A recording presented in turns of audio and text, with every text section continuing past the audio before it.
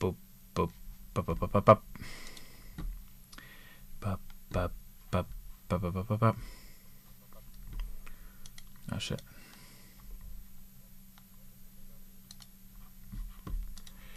Wait, need some noise suppression.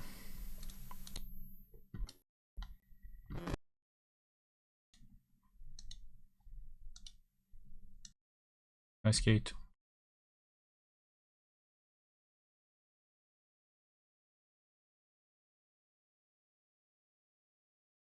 La la la la. La la la la la.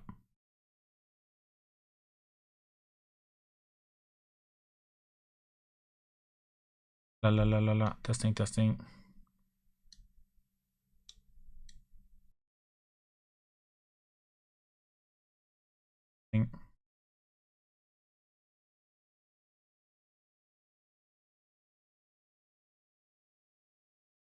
Testing, testing, testing.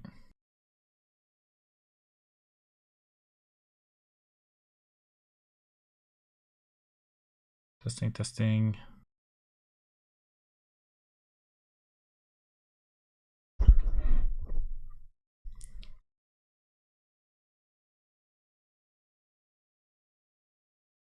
Yeah, that's probably good.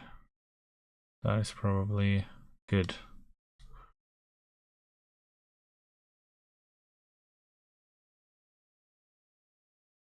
How is that?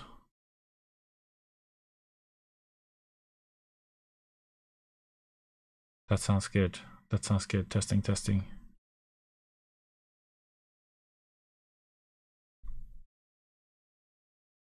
Okay, testing some more, testing some more.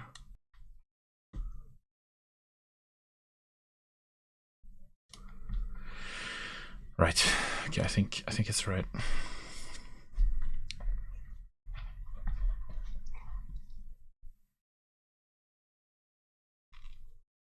I wonder if I can like improve the mic quality, the audio quality that I send, but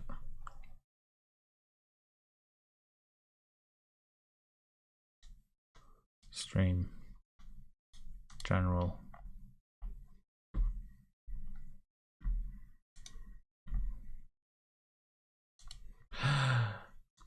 Hey Mike, welcome.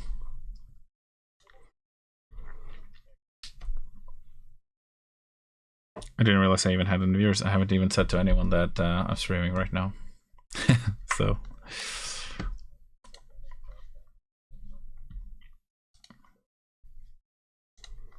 that's nice. It's nice to have people come around. Is that a novation?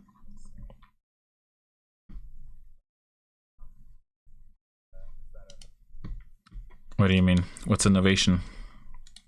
A new thing? Yes. The keys. Oh, I see. This is M Audio Oxygen. It's a very cheap MIDI keyboard. It's the cheapest one I could get, which was the point.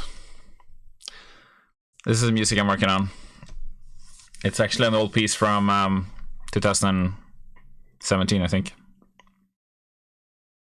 And I'm trying to fix it up today. Oh, you do? Nice. That's awesome.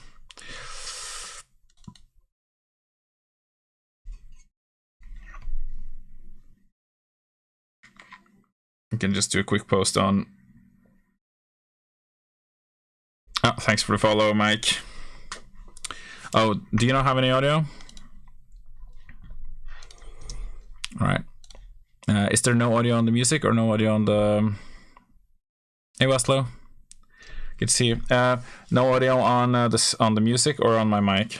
No music. Okay. There's always problems. I don't understand why, but right. Streamlabs. I don't know if it's Streamlabs that's a problem, but there's always something.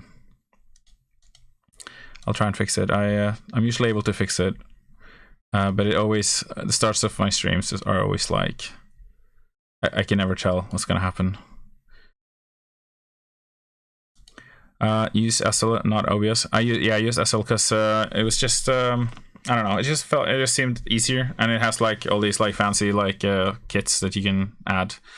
You know, cool picture frames and stuff. I don't know. Maybe I should use OBS. I don't know. But the thing is, they have on Mac you should just need one desktop audio out.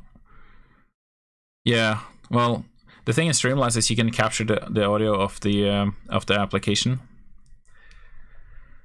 and which is nice. Yeah, because it would catch like all the other sounds if I had like this on or something. Yeah. Right. I'm gonna try and do some fixing here.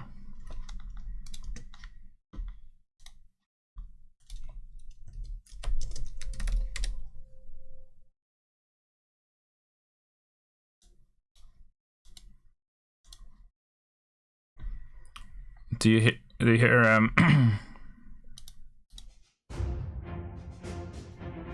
now you got music, right?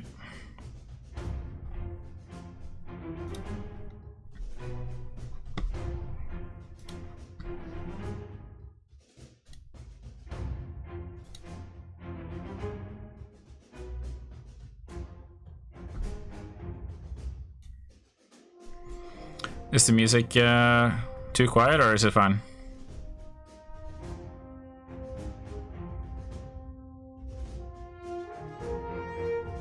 Maybe I can afford to put it at like this level.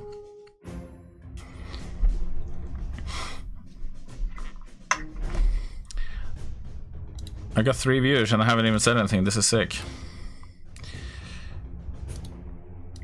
This has never happened before. Unprecedented stream show up. That's awesome.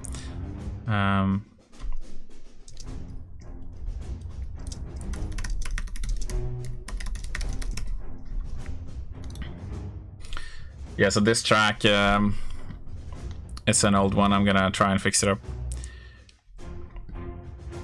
I'm using a SM7B actually for my mic, and I've got a preamp that I hooked up to it, which is like an old analog Neve simulation thing. It's called a BAE. It's like a 500 series preamp, 1078.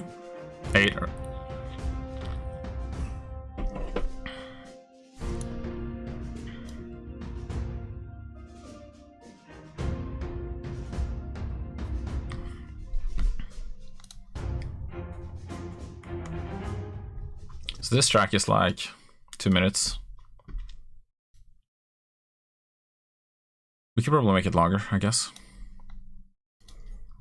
It loops pretty good right now.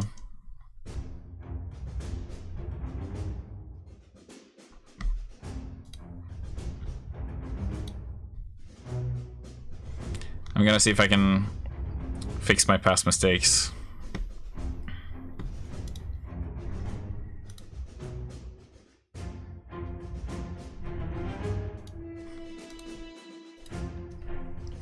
I think one mistake I'm doing here is I'm using a lot of background noises in it. You can fix that in SL noise suppression. Yeah, I've actually put a noise stream, a noise suppression filter on, but I'm gonna increase it a bit.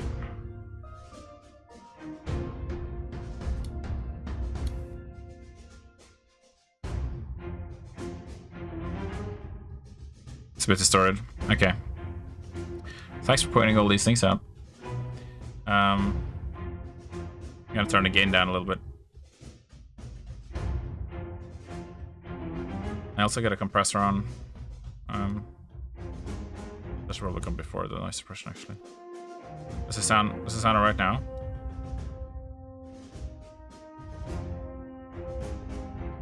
Yeah. Maybe I could even turn the gain down even more, like this. Actually, it's kind of hard to get the sweet spot on this. Gonna be scaring people going to come in who are experts. You know, that's great. It's perfect.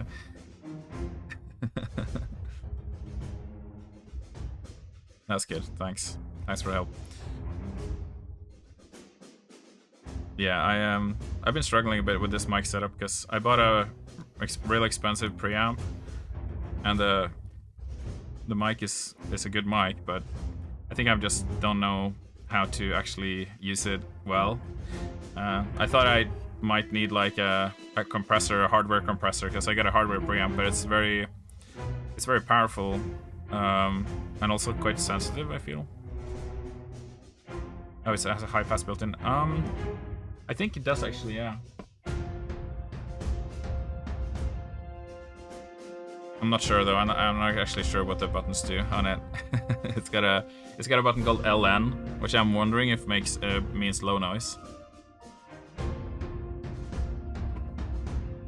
Yeah, I'm using the SM7B, and when I sing in it and stuff, and I use it for singing, it sounds good.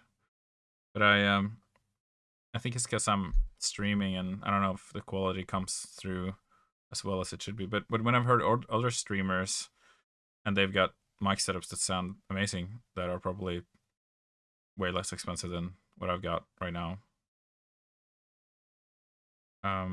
Yes, the preamp. Yeah, so I've got the things that are supposed to be good. I just haven't been able to really set it up right, I think. So what I've got is a BAE 1078. It's like a 500 series one.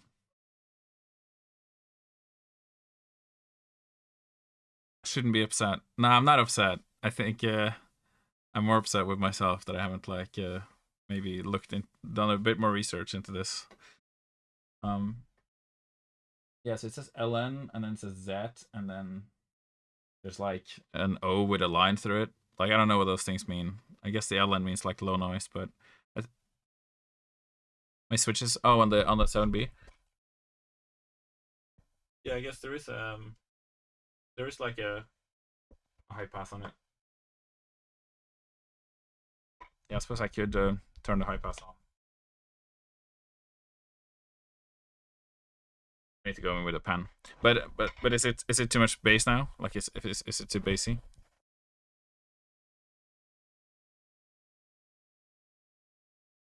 Or is it okay? Sounds good. Okay, cool. All right, I'll have to do some experimenting with it. Yeah. Yeah, that's why I was asking if it was too bassy. Yeah. Yeah, I don't know where the cutoff is on the high pass on that. You sound more human now, less boomy. It's at 80. Oh, okay, right. Yeah, I guess that makes sense. All right, I'm just gonna do a quick stream post here on Instagram. I'll play this music in the meantime. I'm working on.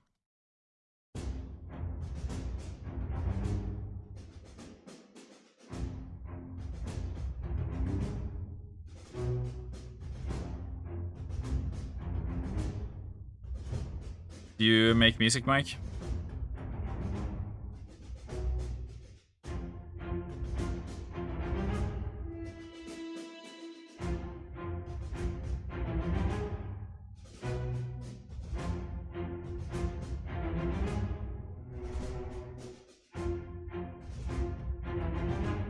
Do I make RPGs? I don't actually make games. Oh, you mean like D&D? I mean, I'm a dungeon master. That's as close as you're gonna get to me making an RPG, I guess.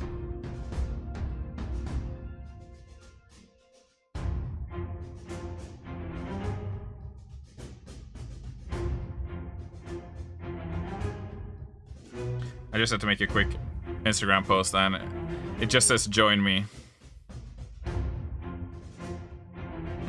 Just ominously.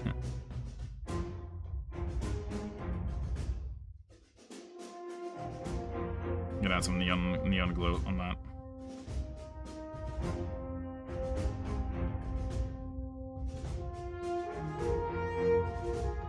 So what kind of music do you make? I wish I could make games myself, but I have too many things to do that is music related now, so I don't have so much time, and I have to make money, so it's kind of like a race against survival, you know. If I didn't have that hanging over me, then maybe I could fit in the time. This is interesting. This is from a time where I would place the notes before the grid because of the pre-delay that you need. Because what I learned later is you can actually just quantize it on the grid, and you can go in here and you can add pre-delay, just minus 100 ticks or something, and it'll hit the timing right.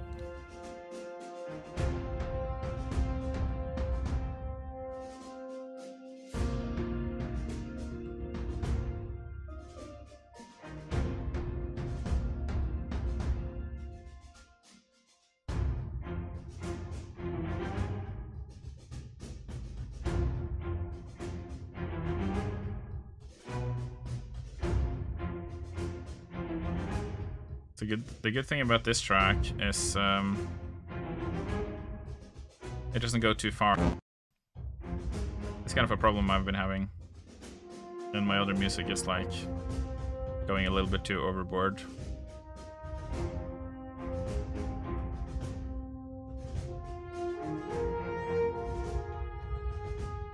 Yeah, just doing a quick post.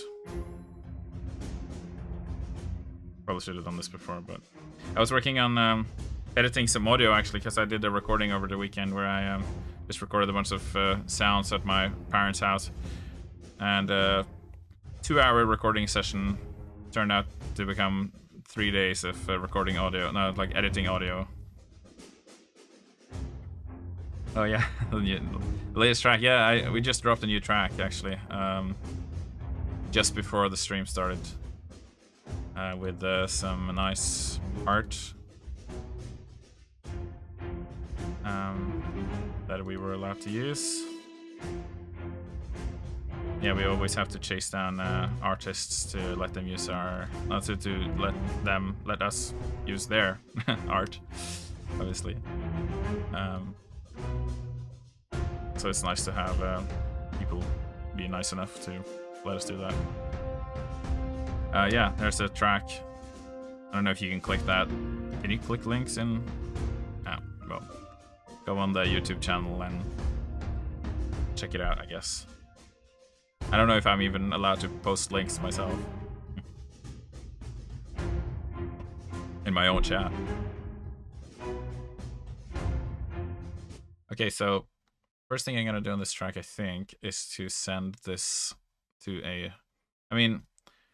There's when you work with reverb, like you could put reverbs directly on the track, which I always used to do before.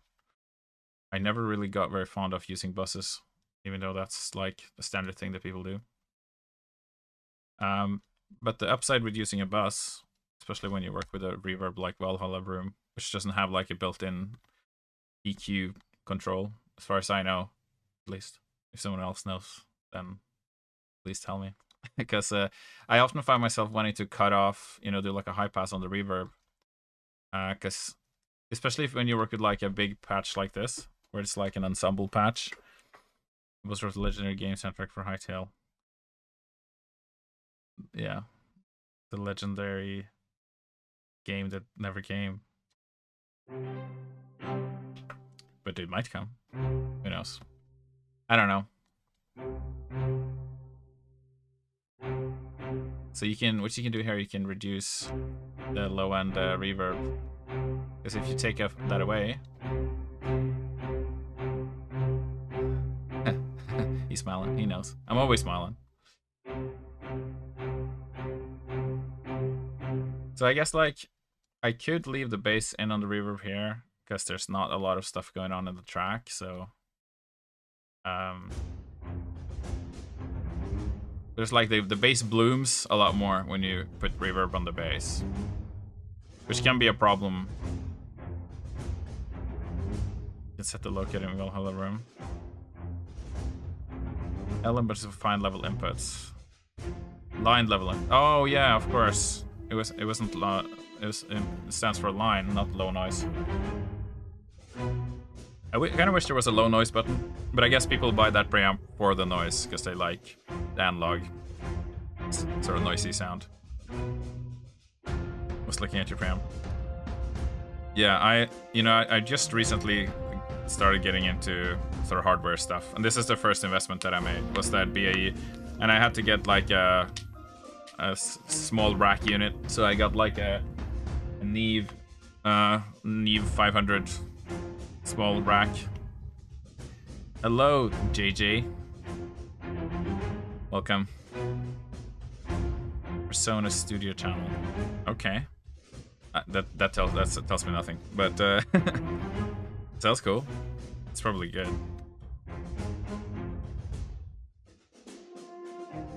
Persona's Studio channel.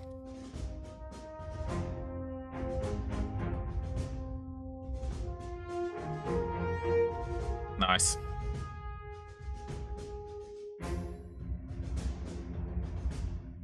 One channel vacuum cube channel strip. Nice. Yeah, I don't know. It's nice to have something, I guess, rather than having nothing. Preamp and EQ and comp. Oh wow. Yeah, I only got the preamp in the BAE, and it was actually gonna go up in price. So it's like I was lucky to get it at the price that I did when I did. But it wasn't cheap.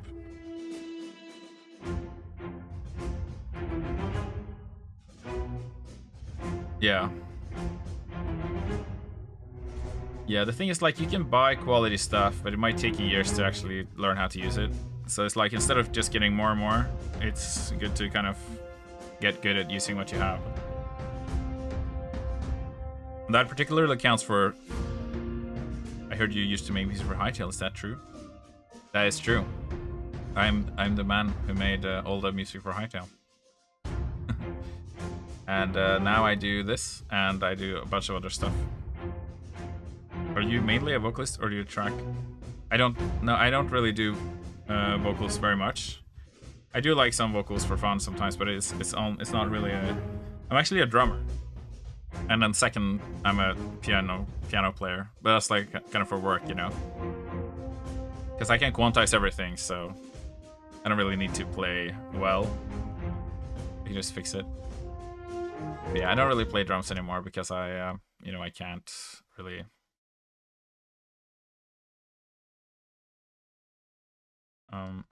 Because let's compare putting Valhalla directly on the track. The difference between sending it to a bus and putting it straight on the track is this, the mix. So when you actually add 40% mix, I think it means that you remove 40% dry, because it's a mix is actually a dry, like a dry wet. Oh, I see. All of my drums have now disconnected because of this. The drums for about a decade, which had stuff to record. Yeah, you know, I used to record my drums with GarageBand using like I had like an eMac, which is before the iMac, and it had like a tiny little dot that was the mic on the side of the computer, and I would record my drums on that and just slam a compressor on it, and it sounded terrible. Do you run your reverb parallel?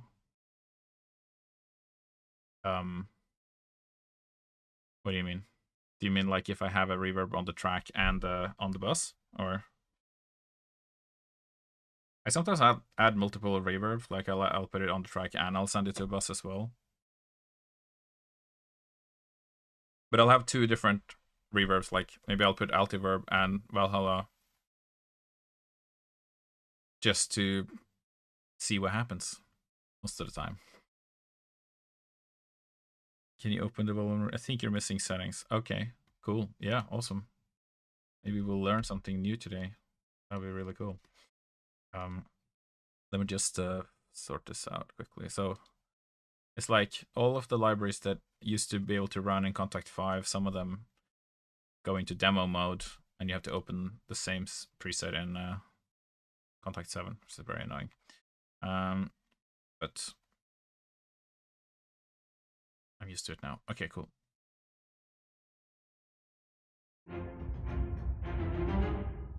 Okay, so let's look at Valhalla Room then. So you said you think I was missing some settings? You got any updates to Hightail? No, I'm not hired on Hightail, so I don't know anything about Hightail anymore. And even if I was, I would be on an NDA. So yeah, you have a locate setting. Where is it?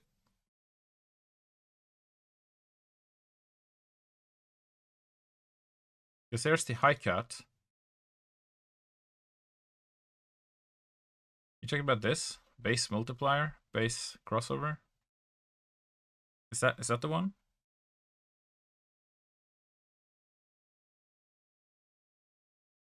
Controls transition frequency between RT base and RT mid.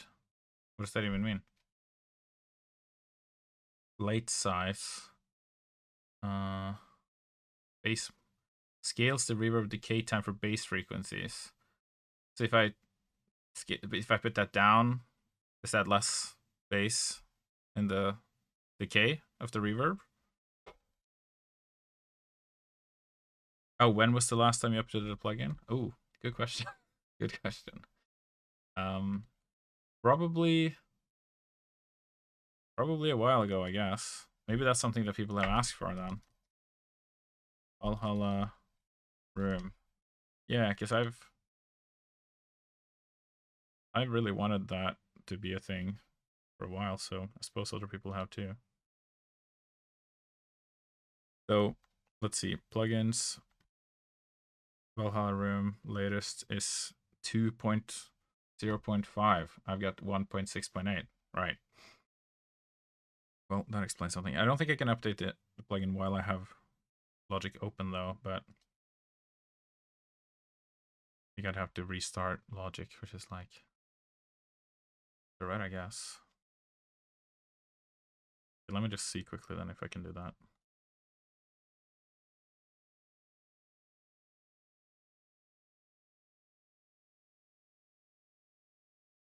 Maybe I can reload the plugin actually. We go in the plugin manager.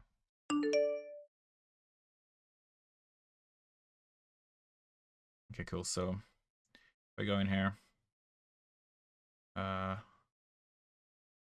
manager.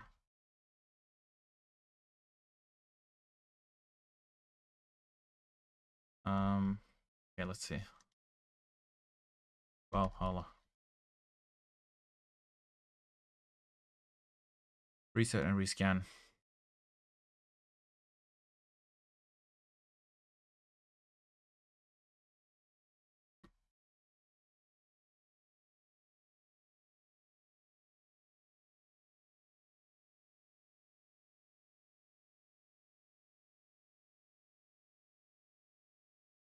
I think I just clicked the wrong button.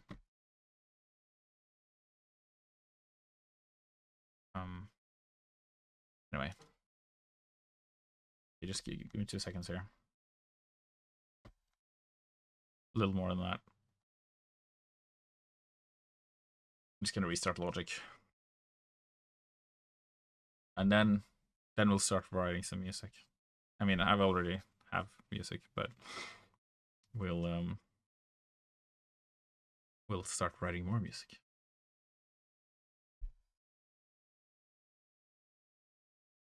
I accidentally clicked like re-scan all of my plugins. And there's 800 of them. So, but it's going through them quite quickly. It seems.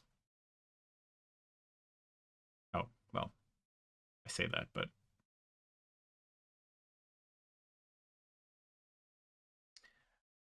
I accidentally clicked like rescan all plugins, Vaslo, and now we're here. um, hopefully this isn't gonna take too long, but it might actually take a little bit. I've got. Oh wait, it did a little jump. What the hell is this? I don't even. Dynamic grading? I don't think I ever had that.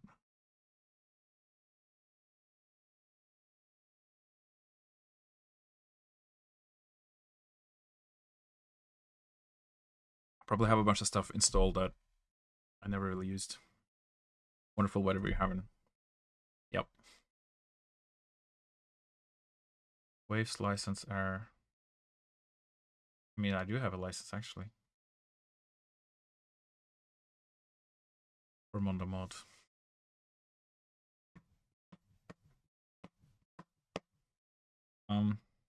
Yeah, I was like, do I have anything else I can entertain you with? I have a flute. That's pretty cool. I have this shakuhachi. I play on it sometimes, but if I play on it too much, I faint. So, well, I haven't fainted yet, but it feels like I'm gonna.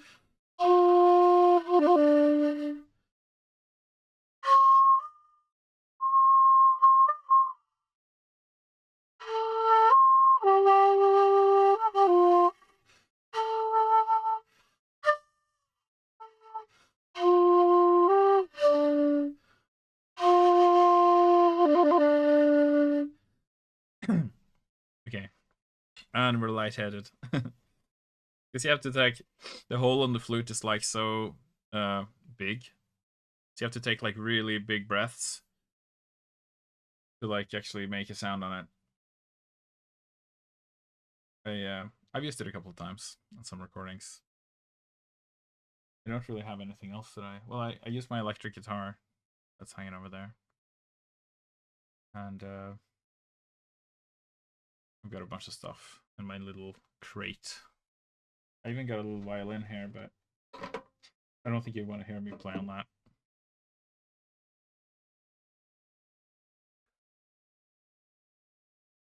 I think I've actually got Spotify up.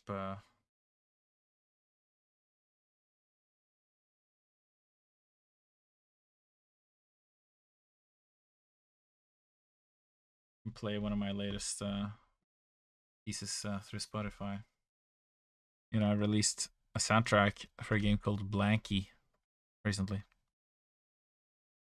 To get the other Keiko Matsui songs. I haven't actually had the time to listen to her just yet, but it's definitely on my list for next time I'm in the listening space. You should check out this game Blanky. You can actually get it on Steam right now.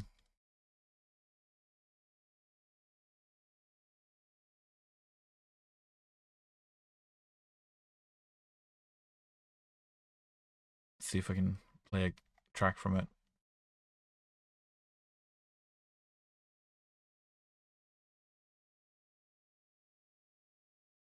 Okay, well that's not coming through.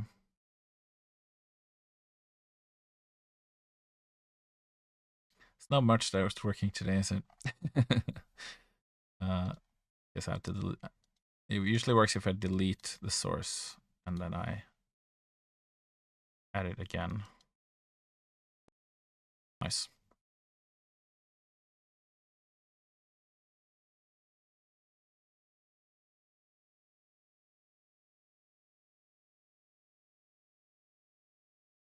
Let's see, there we go.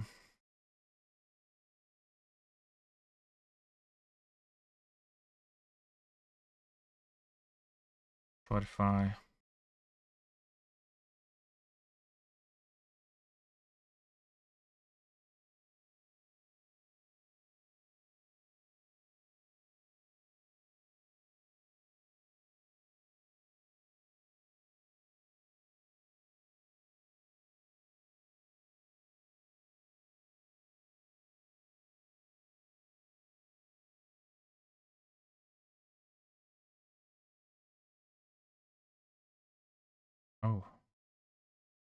What's this? Getting some errors. Hold on. Hold on. Hold the door.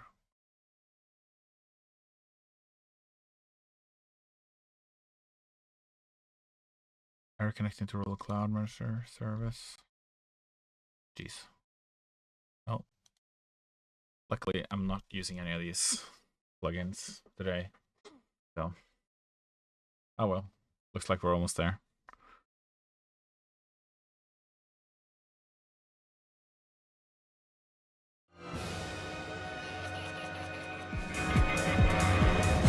This is a track from Blanky.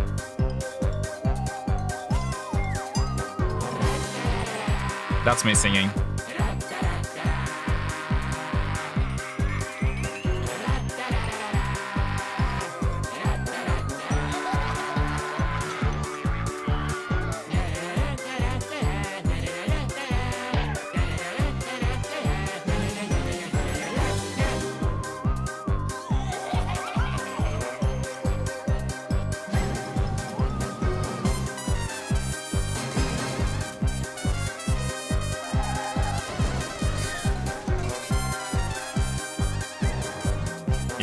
Yeah, it was really fun to make, actually.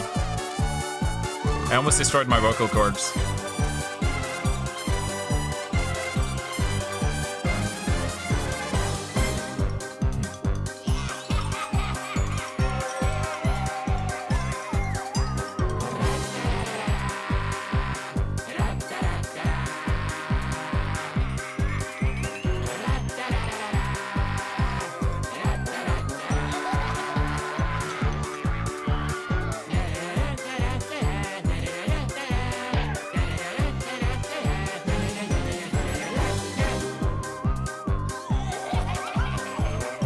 Bad piggies.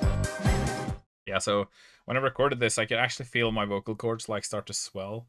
It was like it's like really like rasping in your throat, and it was really painful. But obviously I had to do it. But luckily I only recorded it for like 30 minutes or something. I didn't really. It didn't have to sound good, which is an upside. If I'd have to make it sound beautiful, it would probably take more time.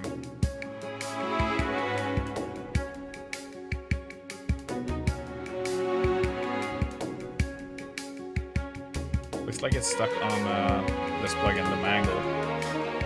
It's another plugin I never use. So I don't know what's gonna happen.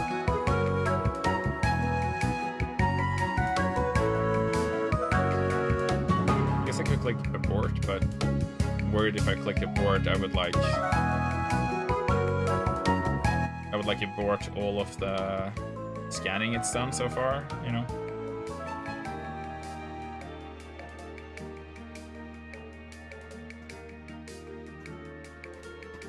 All of this so we could have low cut and Valhalla reverb.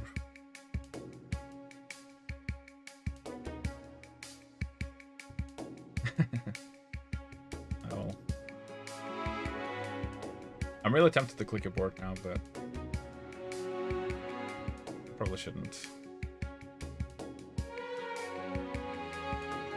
It's only got like 12 more plugins to go as well.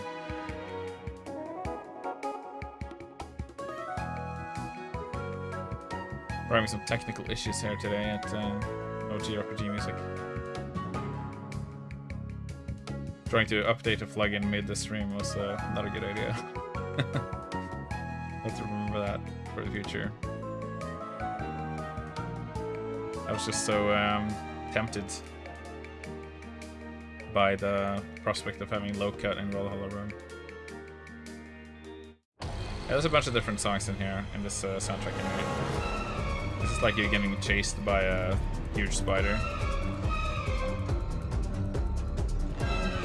Good luck if we're really worth it. I hope so. If it finishes up soon, it'll be worth it. If it doesn't finish within the next hour, it's obviously not worth it. Should I click abort?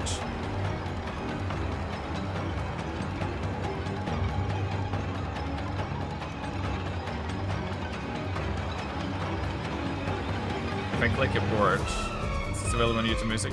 Yeah, it is. It's available on everywhere. You can stream music and buy music if you want. Hint, hint. No. Yeah, and then I also released another soundtrack for a game called Slip and Slime recently. Slip and Slam. And there's a really cool track at the end of the soundtrack, which is my favorite track.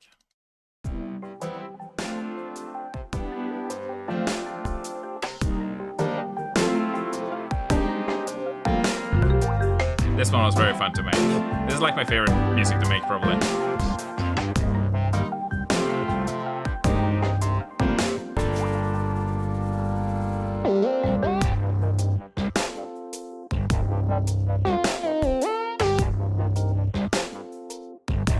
Alright, I think we're gonna click a word on Logic actually.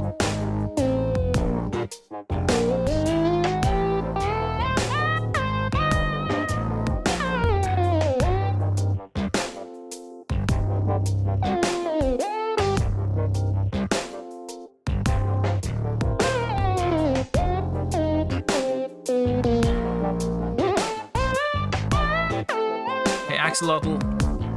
Hello.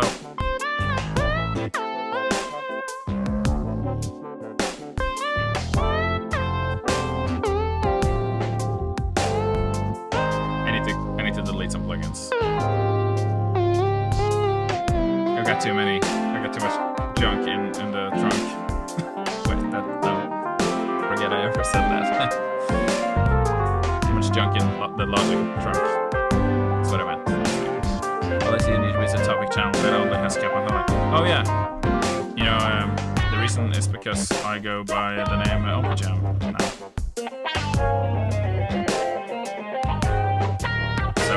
It's not Oscar Gorman. It was to separate my identity, I think, from the Hightail world a little bit. It's kind of like a different vibe, you know, very different.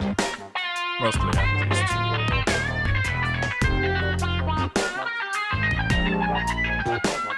I don't know if I needed to, but it just felt nice to kind of, it's kind of like starting over, you know, after working on a game for 10 years, trying to find my voice again. That is like not Hightail, I guess.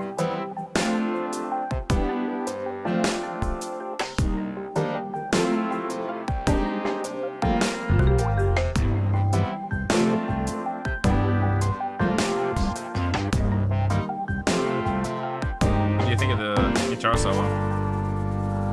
Actually, that guitar.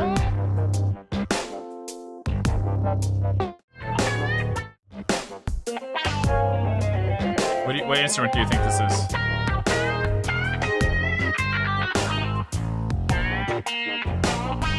Kappa Island has lots of solos too. Yes! Wow, very good. It is a clavinet.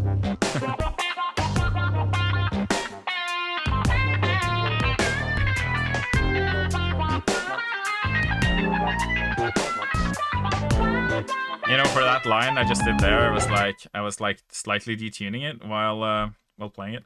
Yes, Keyscape with some like stuff on it, like probably oh, here we go. Yeah, baby, low cut. Woo! That's what we want. God damn, I've been waiting for this for so long. Now we're talking. Okay, now I gotta actually repair some of these. This is an old project, so I hadn't actually prepared the project for this session, which I guess was maybe I should have done that. Doesn't take that long though. It's just annoying, like they update Kontakt and it's like not backwards compatible anymore. The plugin in red. Oh, yours always been blue. Yeah, I mean, isn't red the standard? I don't know. All right, let's try this in action. Valhalla room with low cut. I guess you can cut up to 1,000. Oh, save space. 100% space.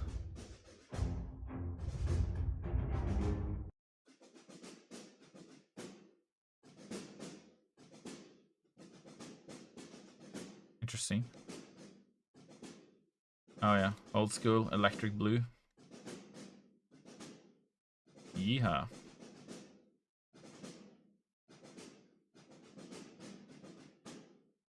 You know, it changes the sound a lot actually when you turn off the low cut on it and turn off the low end of this.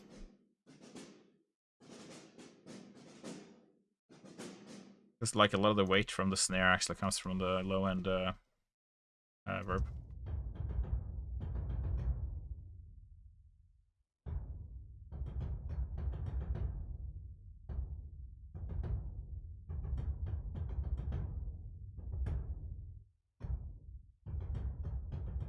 So I think actually there's like a low end verb on the actual sample here.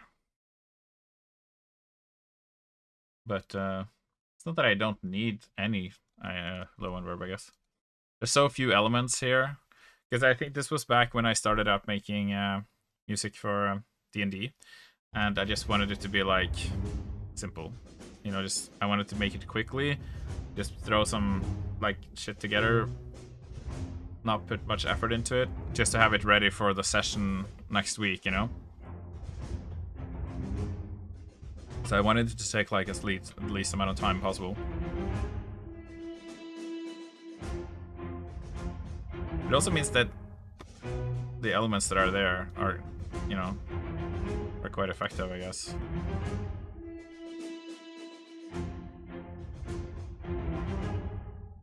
I kind of want this to like hold for a bit longer.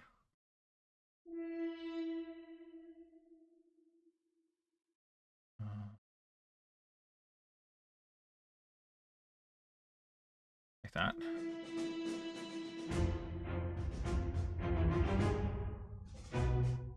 Yeah, I guess I don't need that much reverb actually.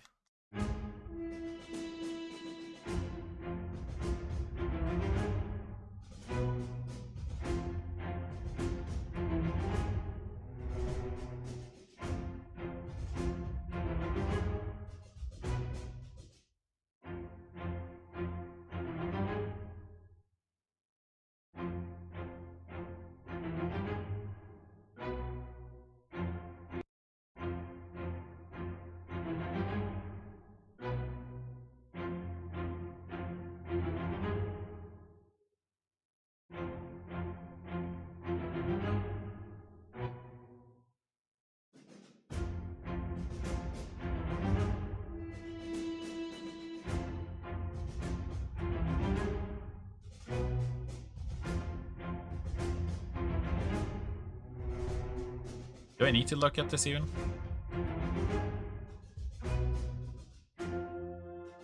I'm trying to get a little bit better at like doing less in my mixing.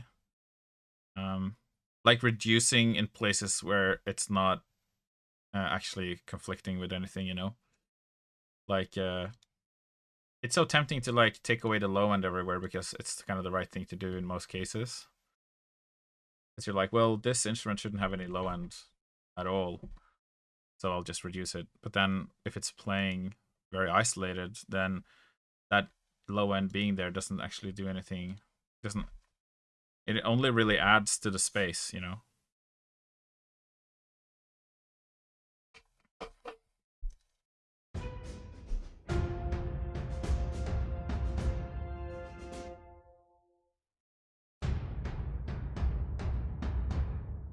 I think I'll probably do this here though.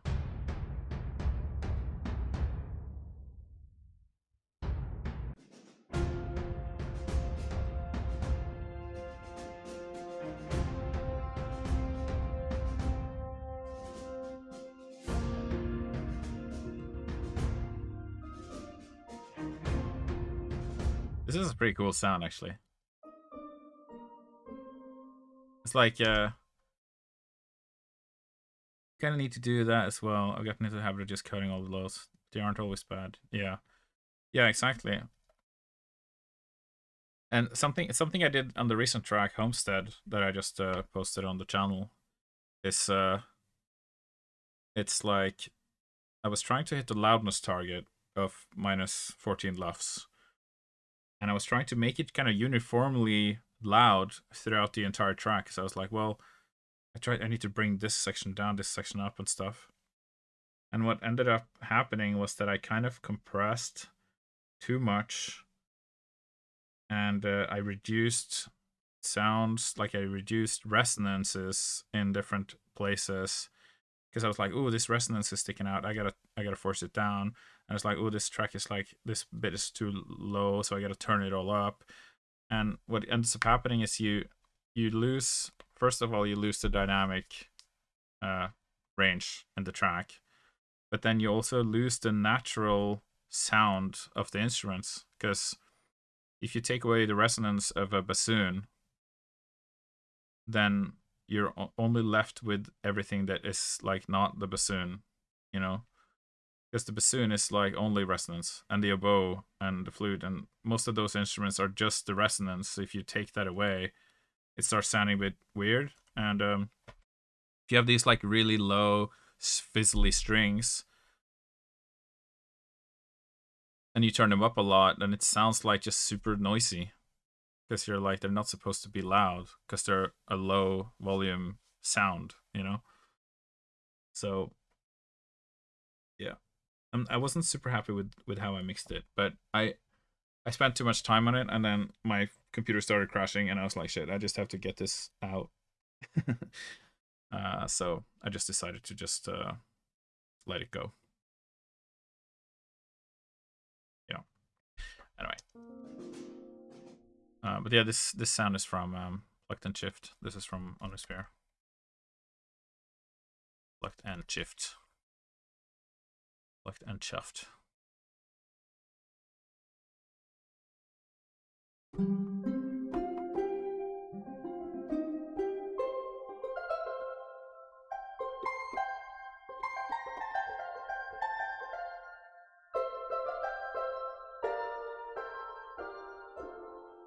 Interesting sound.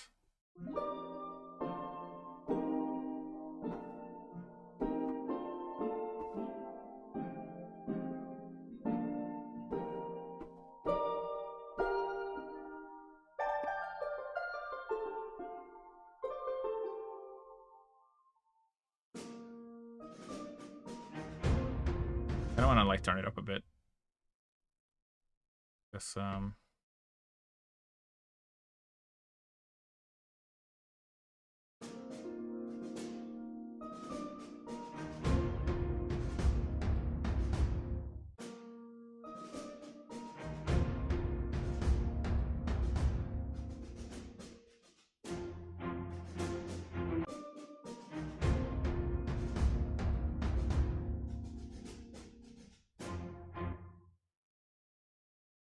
oh, I see what's happening. Okay, so this one is in demo mode.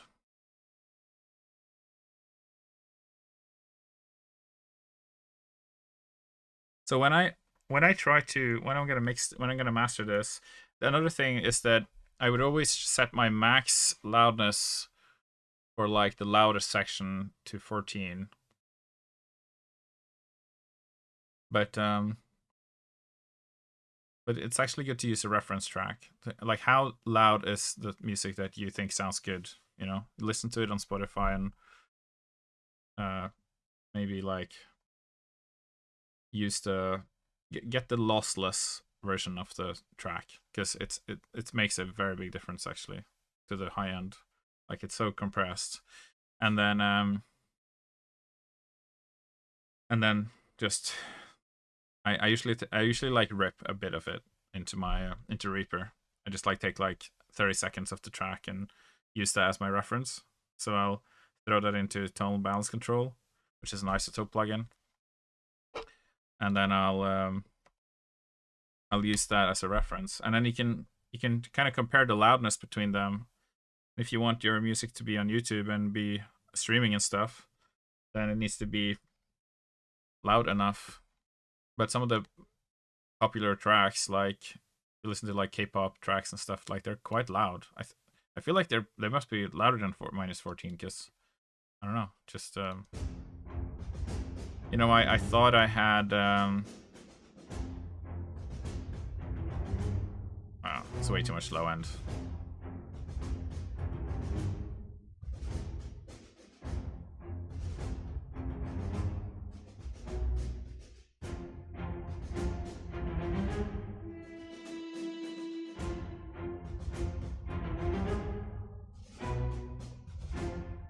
It's always scary removing the low end though, because you're like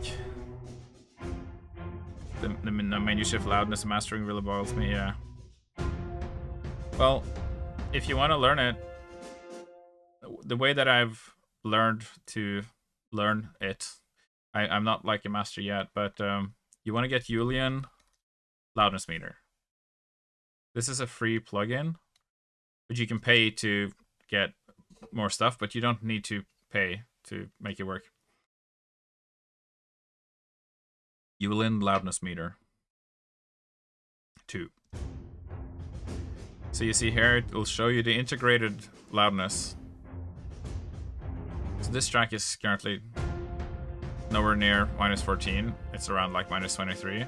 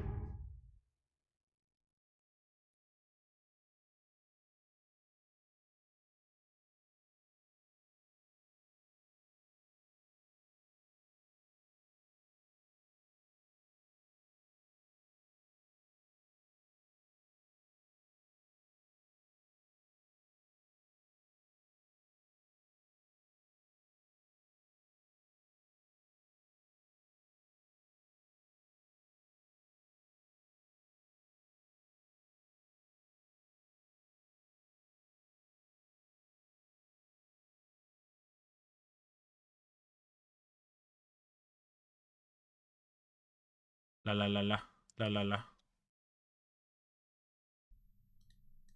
la la la la la. Okay, yeah. Now it's working, right? You know, I think I know what the problem with my mic, with my setup is. It's actually my audio interface. So I'm thinking I'm gonna switch over to my Apollo actually, and use that as my main interface because I have 2 interfaces plugged in. Oh no, really? Okay. Yeah, because I had my mic setting on, and then I had my I had it fed into the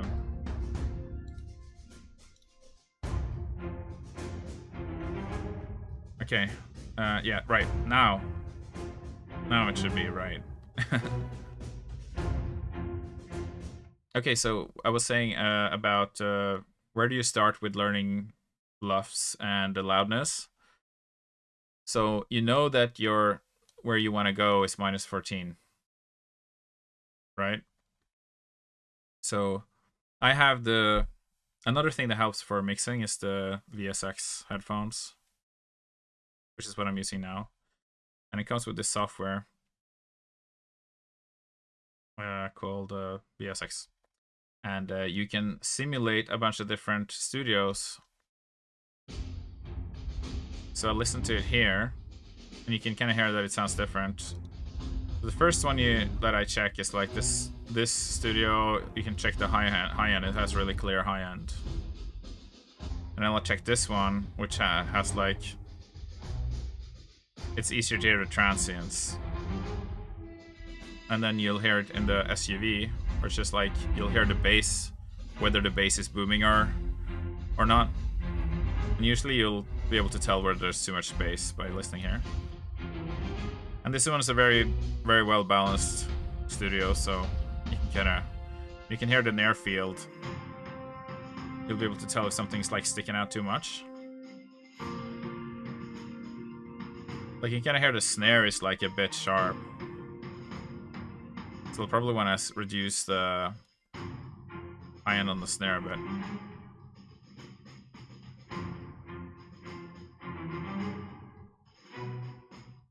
Where's the snare though? Yeah, and then you can check the AirPods at the end, the Apple AirPods. That's like a lot of people listen there. You can kind of hear, listen for balance as well if something's like missing. So LUFS is a loudness unit, and minus 0.1 dB is not what you're thinking of. You're thinking about minus 0.1 TdB, which is a important distinction.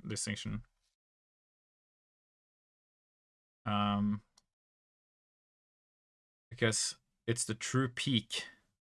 The minus 0.1 true peak is the, I think it's a kind of like a headroom or like a failsafe, because if you hit 0 true peak, there's like, you're in the danger zone of like peaking, basically. Like if you go a little over, or if you go even, I don't know how far over you have to go, but over 0 is basically you're peaking.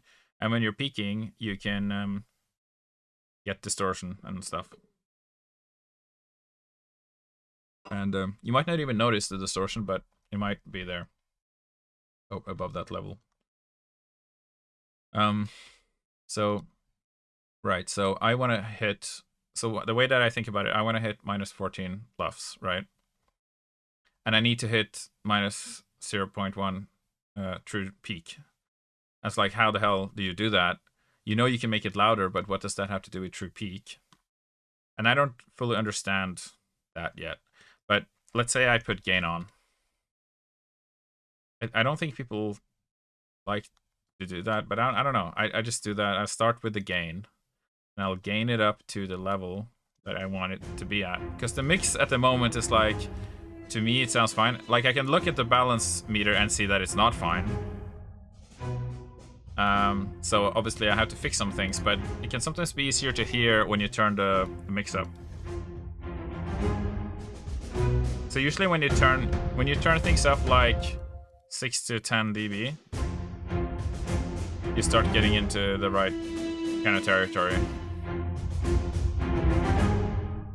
So now I turned it up 10, right? And you see now we're in like minus 13, minus 15 LUFS territory. But we're peaking. We're above true peak, which is bad. So the way to fix that is to put a limiter on. It's one of the ways to do it. And have the limiter create a 0. Actually, it's not minus 0.1 true. It's minus 1. Yeah.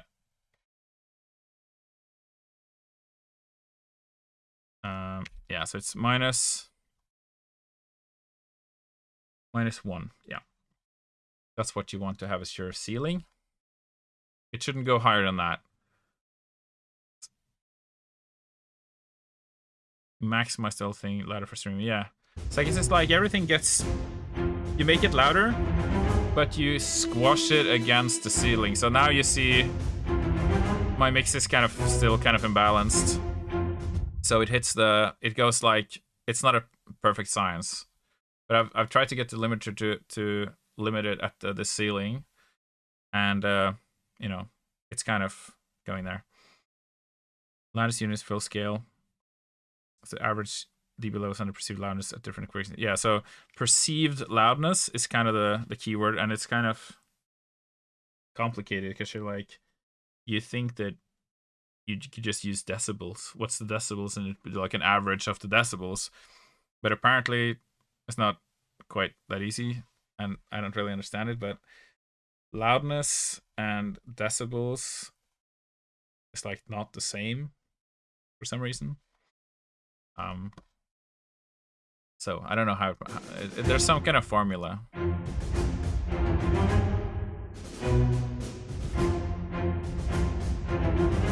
Now you see that we've got sort of, we're in the range of the loudness that we're looking for.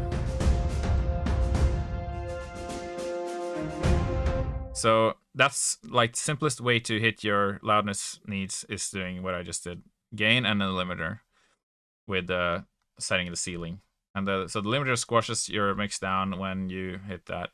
This limiter limitless is like a multiband limiter, which I think is a little bit more gentle to your mix than putting a full band limiter on, because that would you could really squash it in a bit more of a weird way. Another thing you can do is put a compressor on the master. That is usually good, but you gotta be careful not to compress it too much unless you want that kind of sound. For the music that I'm making, I particularly gotta be careful with it, because orchestral music has got to have the dynamic range, and it's got to kind of preserve the quality of the sound of the orchestral instruments. And if you start squashing them and making them sound unnatural, then you can kind of damage the sound.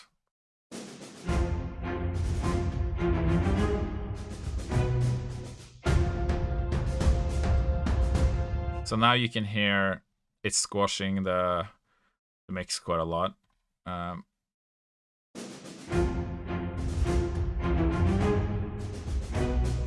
And Unisum is actually a very transparent compressor. It's very good at not giving you that really squashed sound.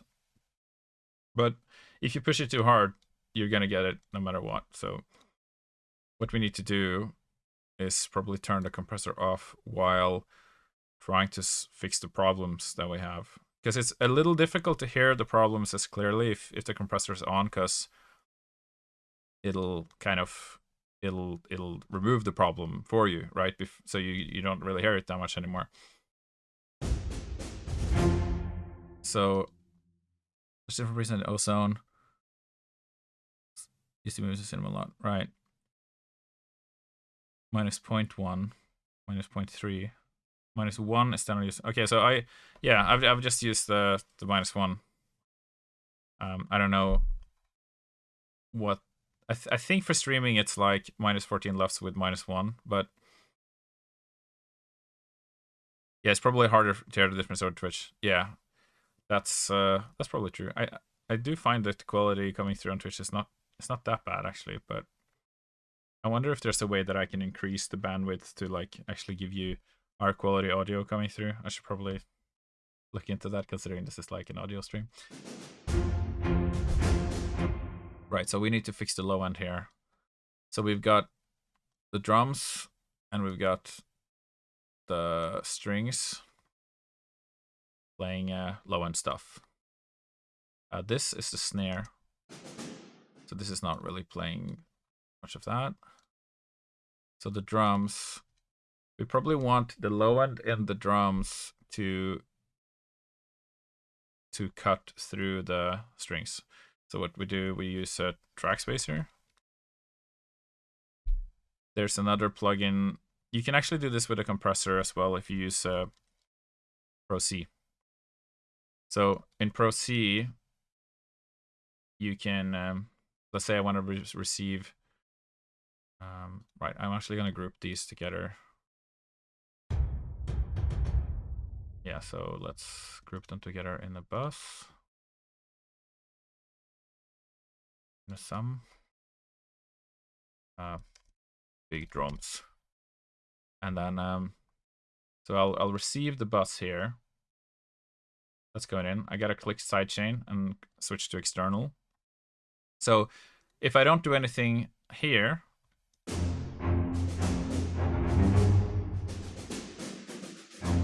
wait, hold on. I think I've, the hell?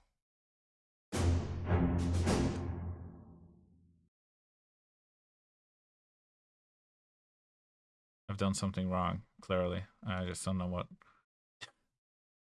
Why am I not getting any audio now? It's playing something, it says, but I can't hear it. Okay,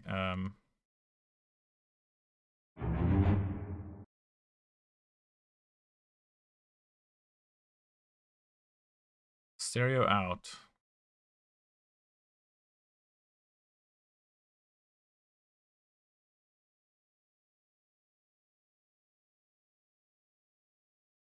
Right, so Logic does some funky things sometimes, and I can not always tell. Right, so we've lost audio in these tracks, and I don't know why.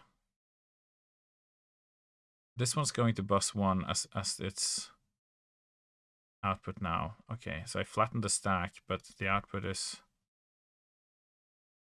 That's so weird. Okay. Let's just reset that. Oops. Cool. Gotcha. Let's try that one more time. Create a track stack. Now it's working. No idea why that happened. It's just Logic being a number of nasty words I can come up with. Okay. We received the bus in here, and then sidechain, external. Oh. And we gotta be careful not to put the auto gain on, because it'll like gain it a lot. So when you do this, then it'll reduce the strings on the whole track. But if you only put it on down here, and you do this, then it'll only reduce this part of the spectrum. So when you have this like high-end stuff, it won't reduce it. I thought.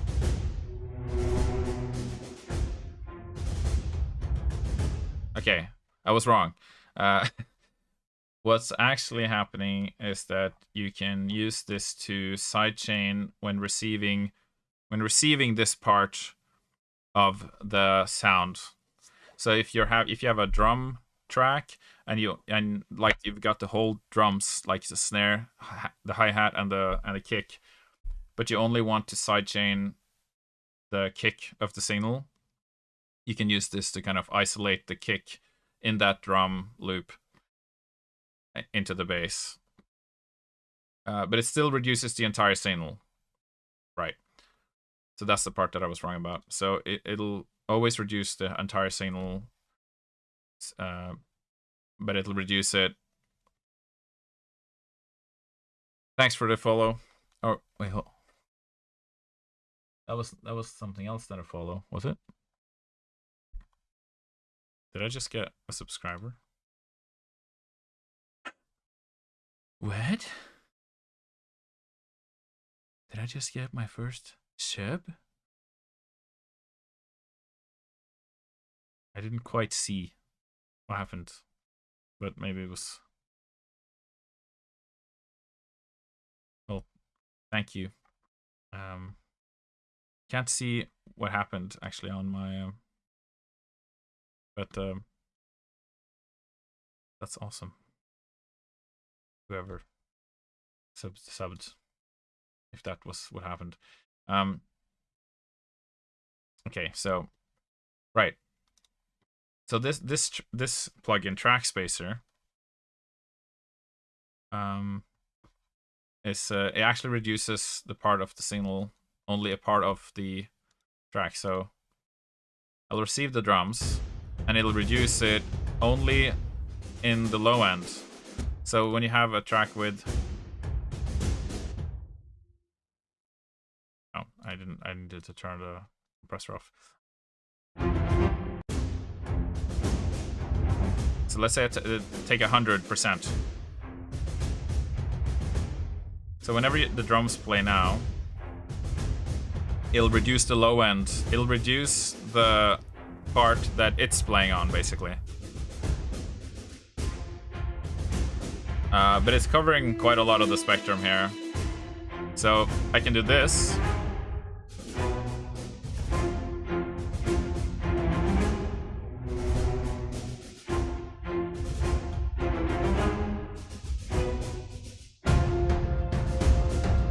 So if I do this, then I'll obviously you don't want to put it 100%, but just to show as an example that you can now isolate just that part and you can leave the rest like unaffected,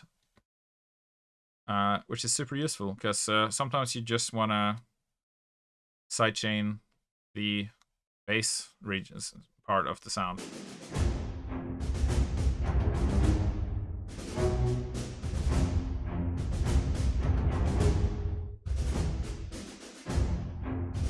So let's say I've tuned this now into sidechain with dynamic EQ a lot. That's another way to do it actually. Good shout. Sidechaining with dynamic EQ is also it's basically what this is doing, I suppose. Well, it's basically what I've done here. I guess I could achieve the same effect by, you know, doing that here. Let's say I turn this off now and I receive.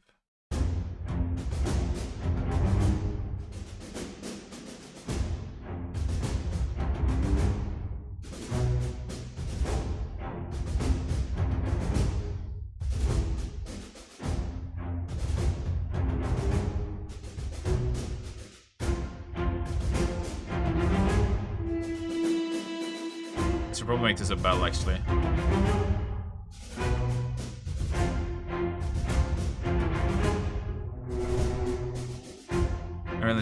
Yeah, you have to get FabFilter. Everybody uses FabFilter these days. If you don't use FabFilter, you're just not in the club. It is expensive though, so but you know it's worth it.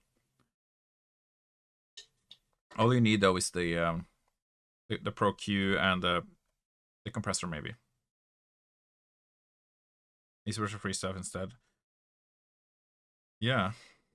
I mean, I'm sure there are a bunch of free plugins that can do similar things. I think the good thing about the FabFilter stuff is that it's just easy to use, and it's very like simple and clear.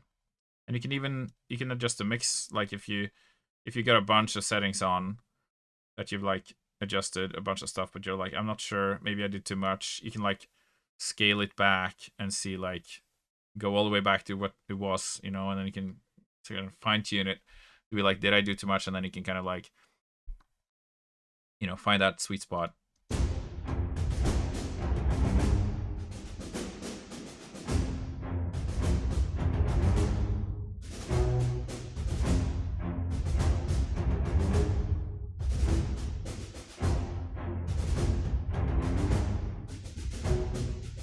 I don't know what sounds better than the thing about Trackspacer, I think, is that it reduces it. It's kind of like a dynamic EQ, but it's like, I think it does it in a different kind of curvature or something. Like you can kind of see like it's a bit more of like a resonance control in a way. I feel like it's a bit more surgical than this approach to use the sidechain dynamic EQ. Although it's also a way to do it. You can also change the slope here to like be basically like a box, which is kind of cool. I like making boxes sometimes.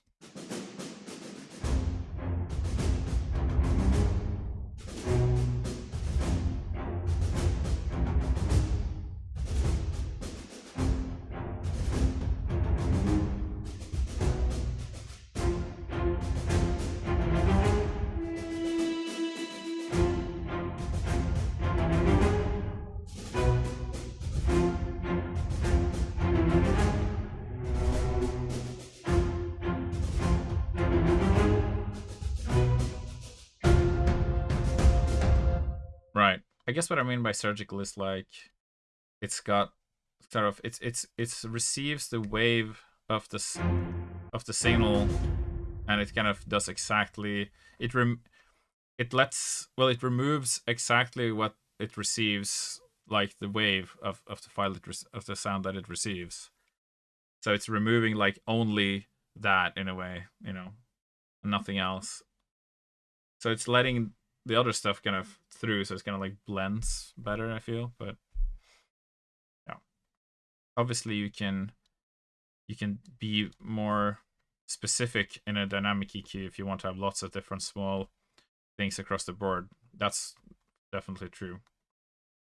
You only have some extra things here, but it's not really. You can do like a mid-side instead for left-right and stuff.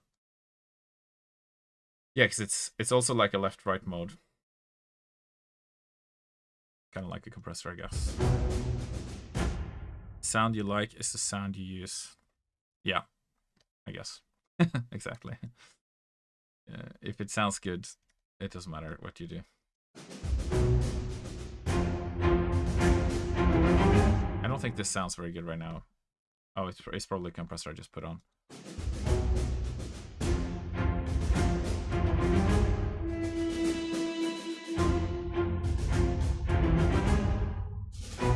It definitely needed a compressor, I think.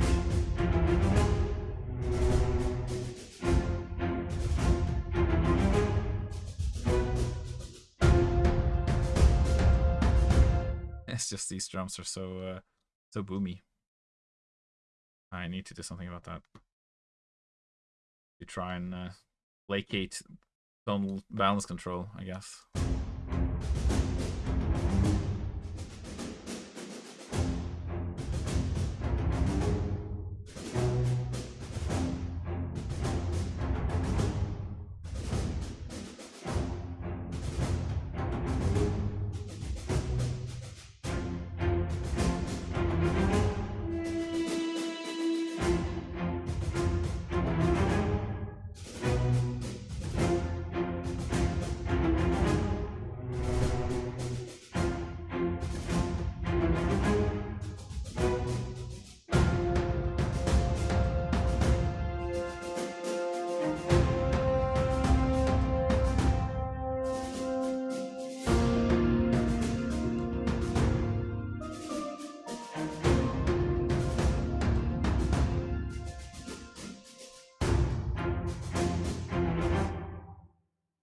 Cool.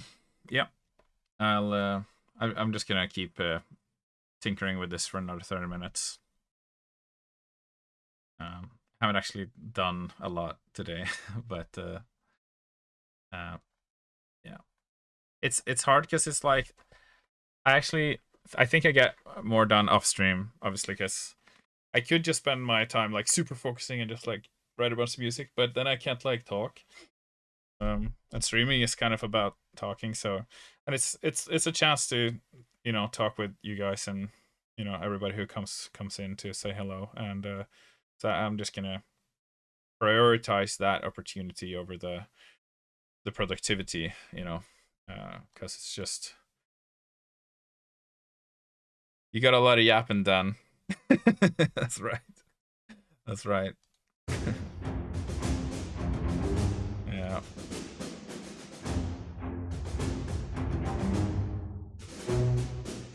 And that's good. That's I can't do that when I work on my own, so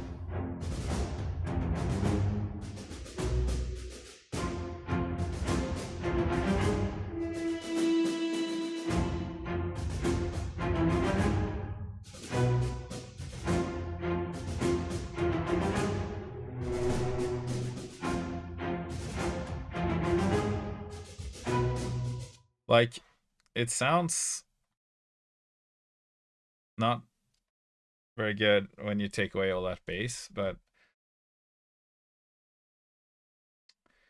yeah, I don't know. How long you been producing composing for? I guess I started real when I was like 18, I guess. I mean, I've always like made music, written music, composed music probably since I was like 13. But I only made like songs. I made songs for bands, and we performed with a band, and I made little songs for them, playing instrumental music and some rock songs, singing and stuff like that. And then some jazz tunes later on as I started getting more into jazz. Oh, that was quick. That was very quick. Quick lunch. Omnisphere 3. Oh, wait, what? It's time to update my plugins again. Like, I mean, I did lose like 30 minutes. Omnisphere 3. God. Dang.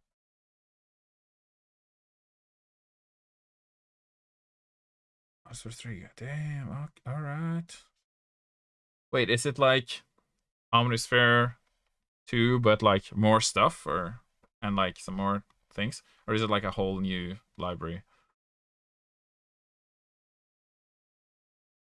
Total sounds 41,405. Infinite, basically. Okay, so it has all of the Omnisphere stuff. It says it's got the legacy patch libraries, which is like 902,042 patches. But then it's got the new stuff, which is like 26,421 patches. So you're actually getting over double what you had in Omnisphere 2 in Omnisphere 3. Plus, you also get Omnisphere 2. That's crazy. October 21st. That's in a week. Hermit I wonder if they're gonna do like launch, like a launch thing.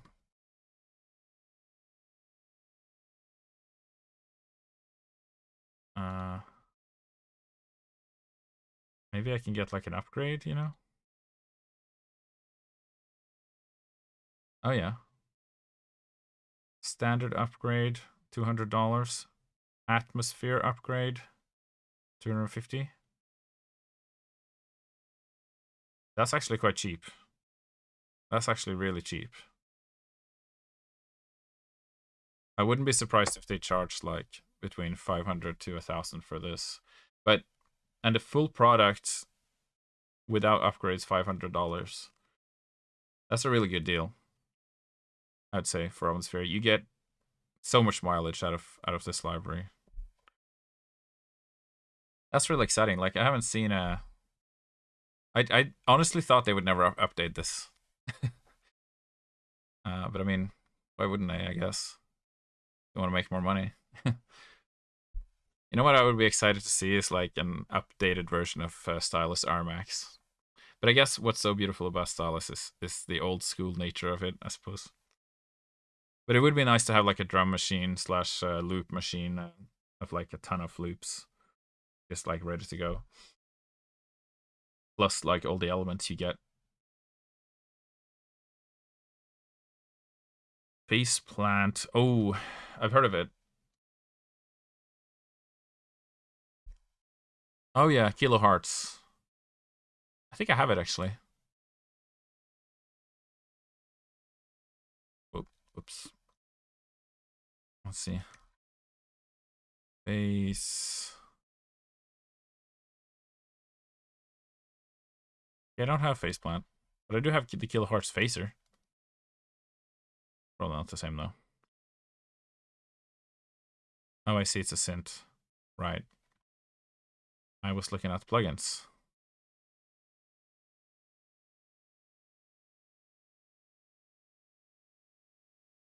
Let's see. Face. Oh, I don't have it. I don't have any Kilohearts. You're actually gonna make food now. Okay, cool. You just came back to say that. That's awesome. I'm excited for Omnisphere 3. I'm definitely getting that. That's very, very awesome. It's like, it sounds bassy. No, it sounds bassy without sounding bassy right now, which is a problem.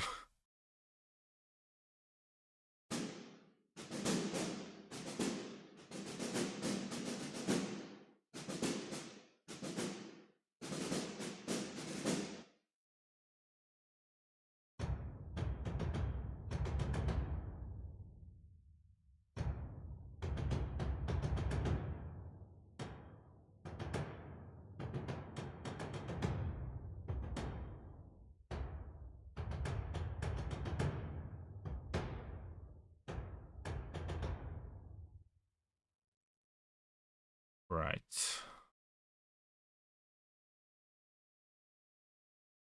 I guess Action Strikes is just naturally very bassy though. High pass, low pass. I guess I could like just high pass it. What would happen then? Oh, that sounds terrible.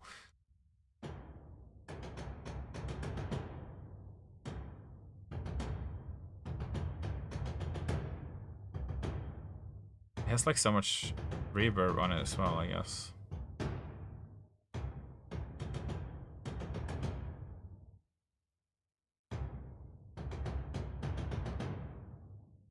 Yeah, well now it doesn't. Right, so it did have like a big reverb on.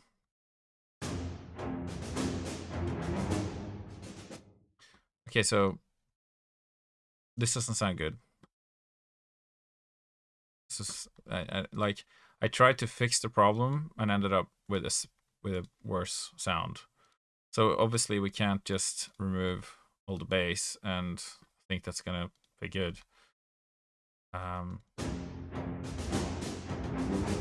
It's like saying that we already have too much space.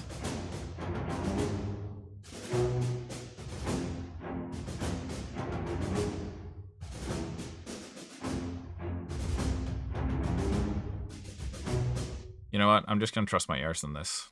Screw tonal balance control.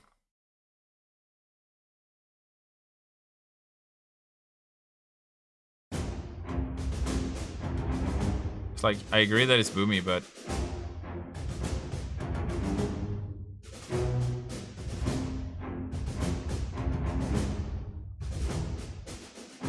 maybe I can do a little bit of transient shaping actually.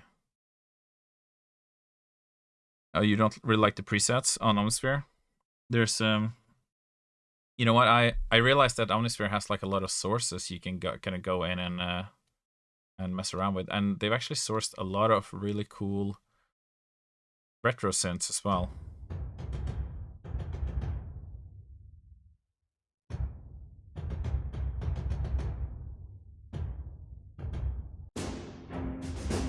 You know why this is a bad idea to try and do tonal balance control on this section?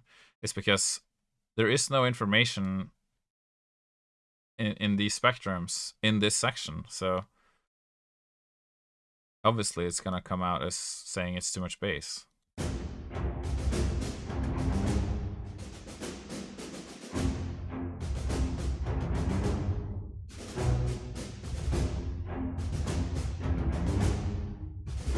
Like this sounds pretty good now, you know. I'm not gonna ruin a good thing. My ears are not the best for this kind of stuff though, but I'm trying not to mess things up for the sake of the tonal balance. But that's where using it like a reference track is a good idea. You can hear someone who has actually managed to make it sound good, and then you can be like, oh, that's what I'm doing wrong. Because your ears can kind of get...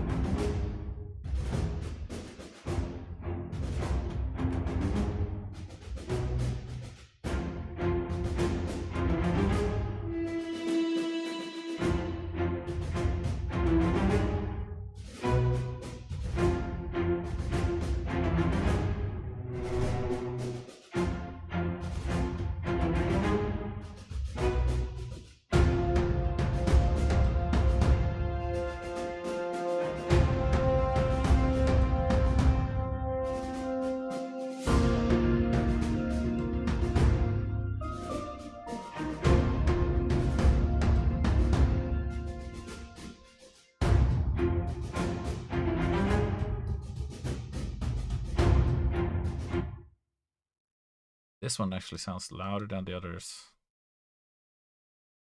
This loop here. I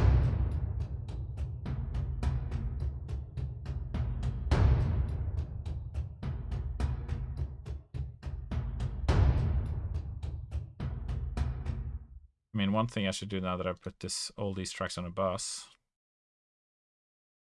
is actually put the reverb on the bus and then turn these off to have the same reverb.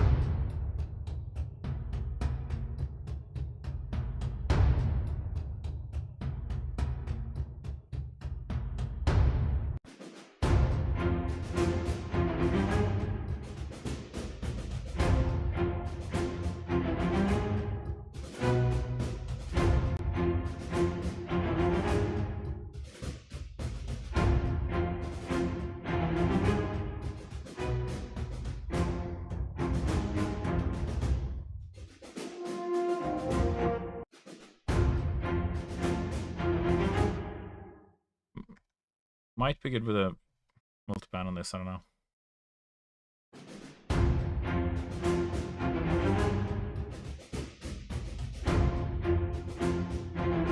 So you can just like, I guess I'm using the multi-ban as like a dynamic EQ in a way.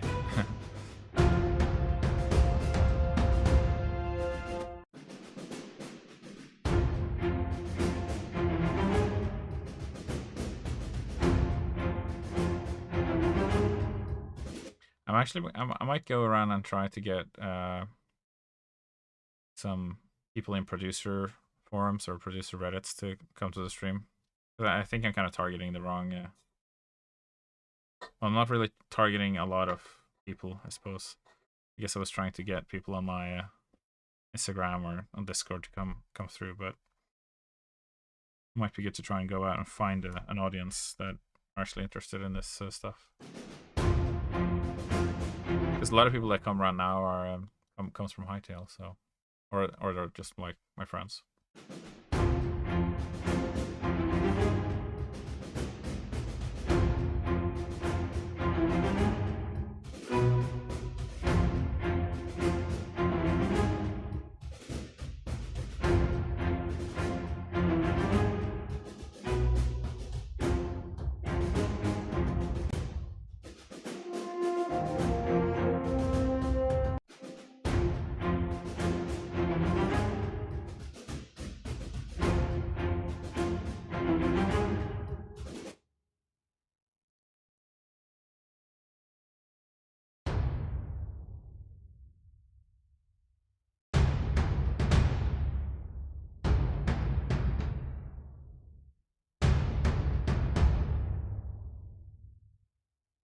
I don't know if these are like velocity controlled, but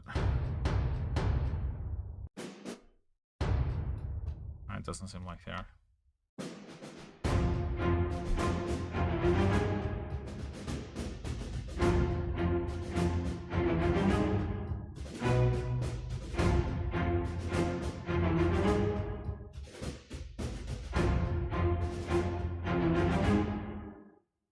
Actually, I'm gonna put a bit of a transient paper on this.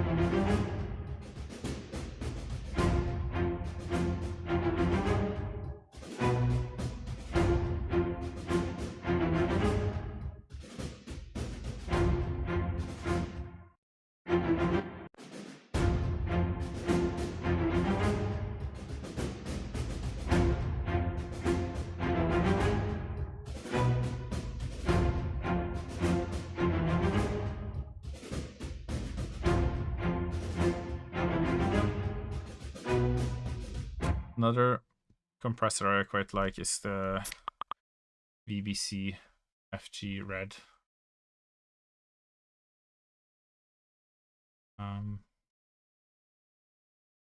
That is from Slate Digital. I have a subscription on the Slate Digital plugins, basically.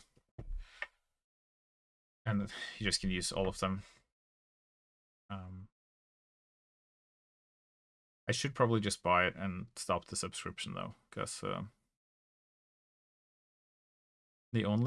think this is the only plugin I use from the subscription right now. Because I use some other ones, but I already own them. Like I use MoTT and Fresh Air. They're just generally good for fixing mistakes or things.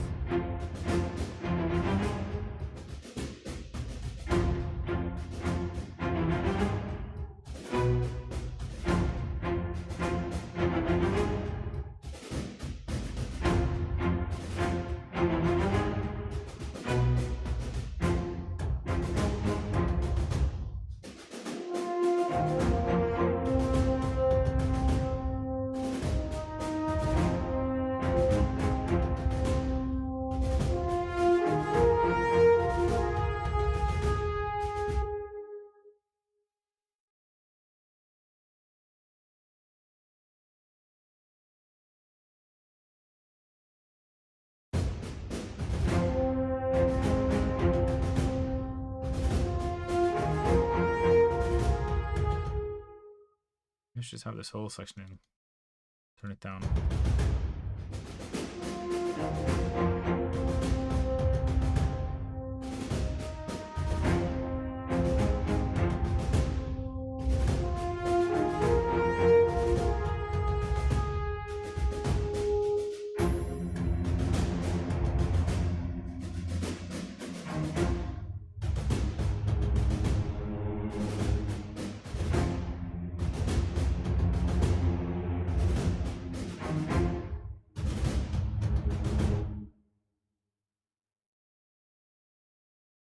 Yep.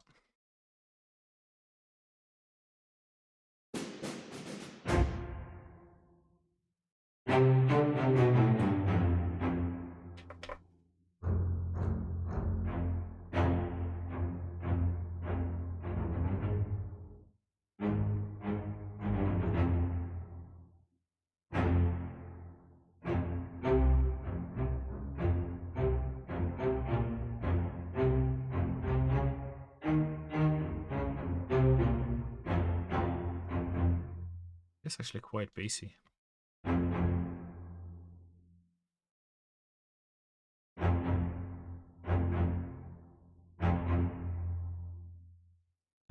It rings quite a lot actually, this.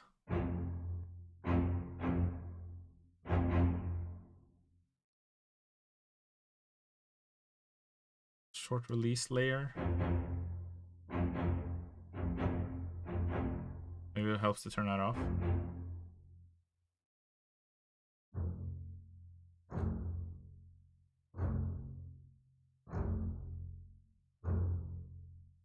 It's kind of like you can hear it.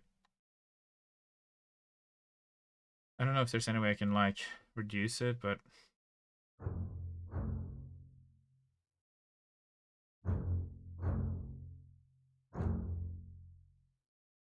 maybe it wouldn't be so bad to send the reverb to a bus instead.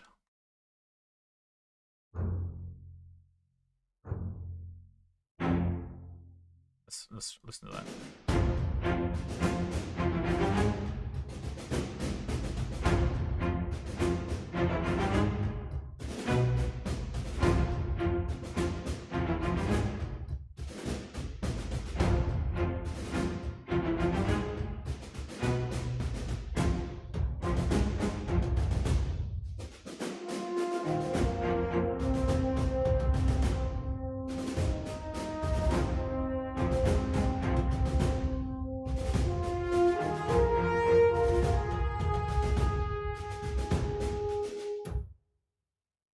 I don't know what difference it made, to be honest.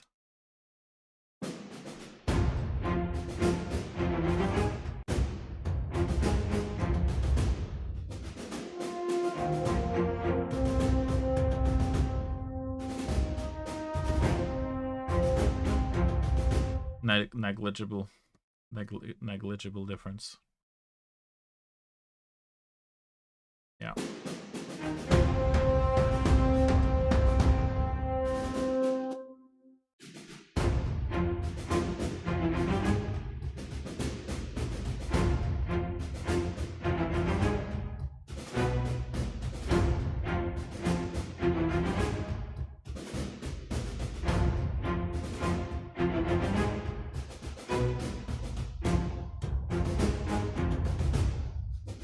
I don't know what I did, but it sounds better now. I think it sounds better now.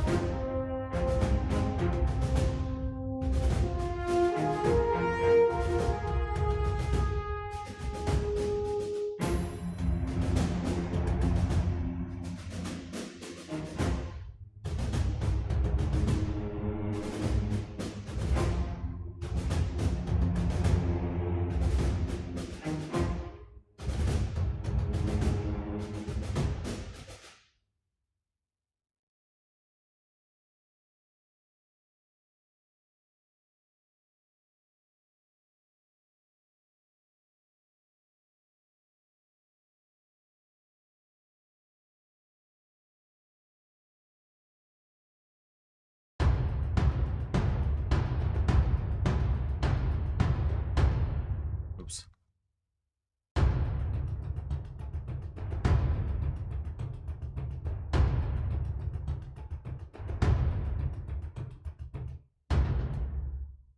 I think maybe this groove is like too intense.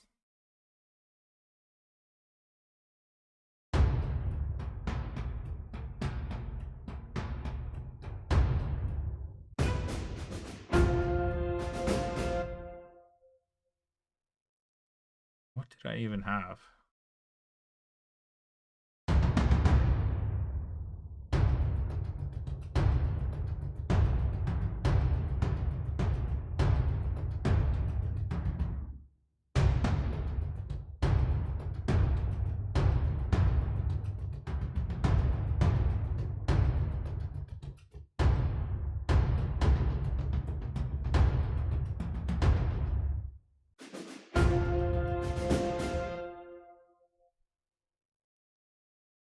I think I've ruined it a bit. No. I can't remember where the loop was that I had on this, but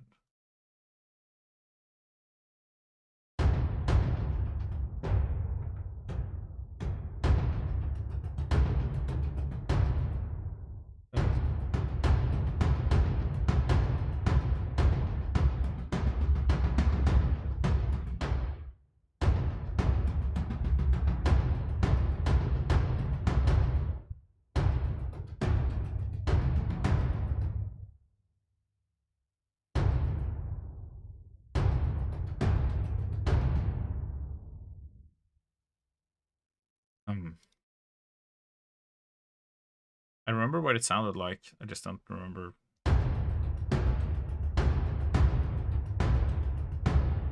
Or it wasn't this. It was like dan again, dan dan again, dan dan. Wait. Yeah, it was.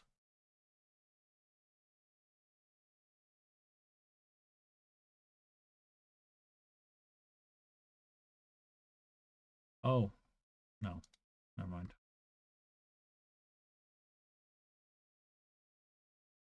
So confused.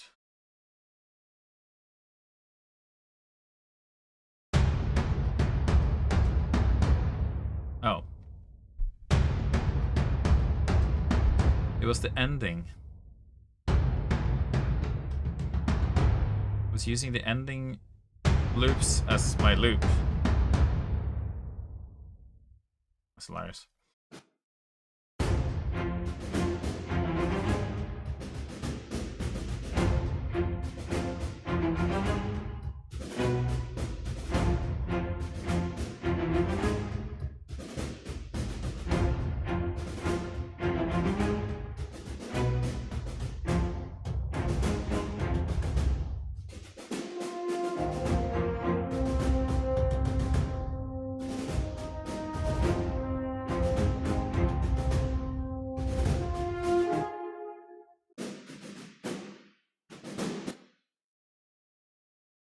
Maybe I need to turn this snare down.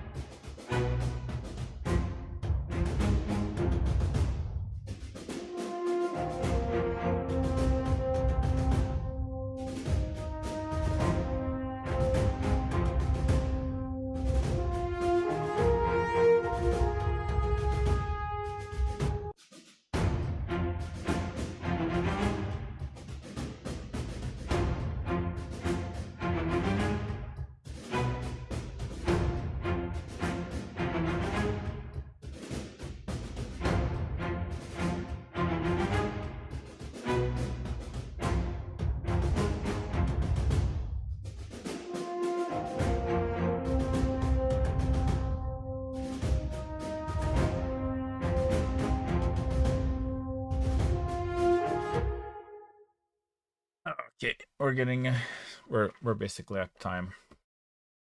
But yeah, trying to mix these old tracks is like constantly doubting myself and like can I even make it sound better? Like I already thought it sounded good, but then when I look at the tonal balance control, it tells me that this doesn't sound good, and I'm like, shit, you know. It's just like there's way too much low end on here, but I can't fix it without making it sound bad.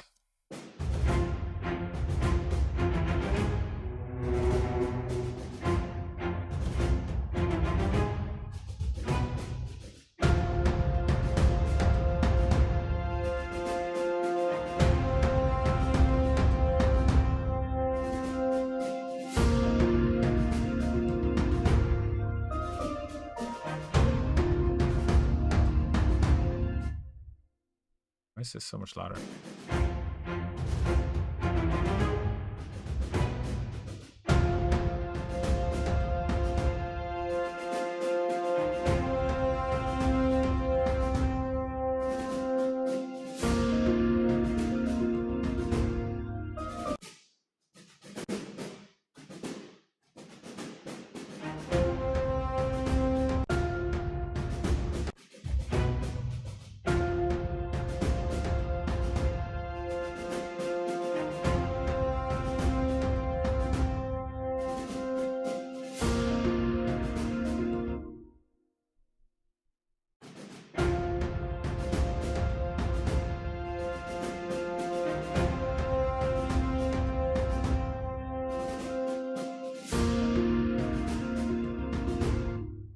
Maybe I should do this the other way around. I should sidechain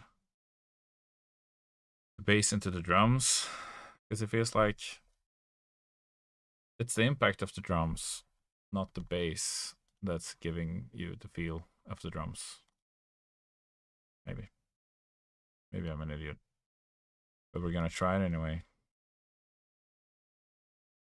because it's sterile and I like the taste.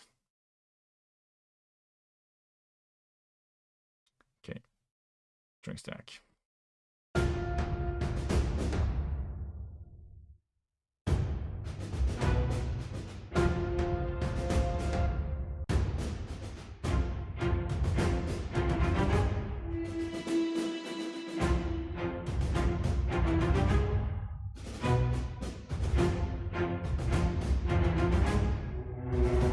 That's better, actually. I never thought I'd do this, but I think this actually works.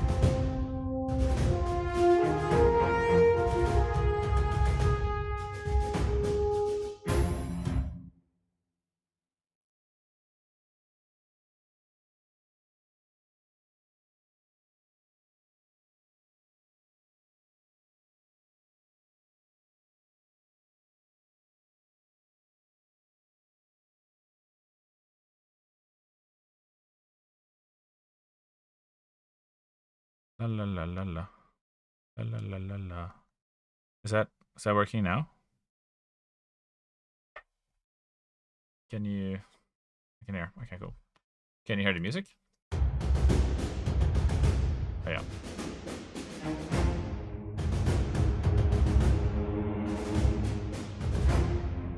Nice.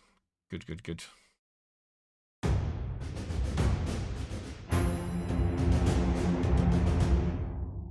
I guess it's like once you start turning the sound up, it makes it easier to hear that you have too much bass. And I'm not all about that bass. Not tonight. Not here. No treble. Ugh. Got him.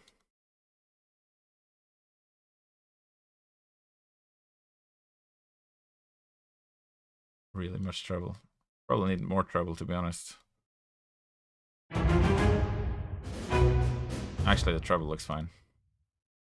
It's the bass. But it's like below 100.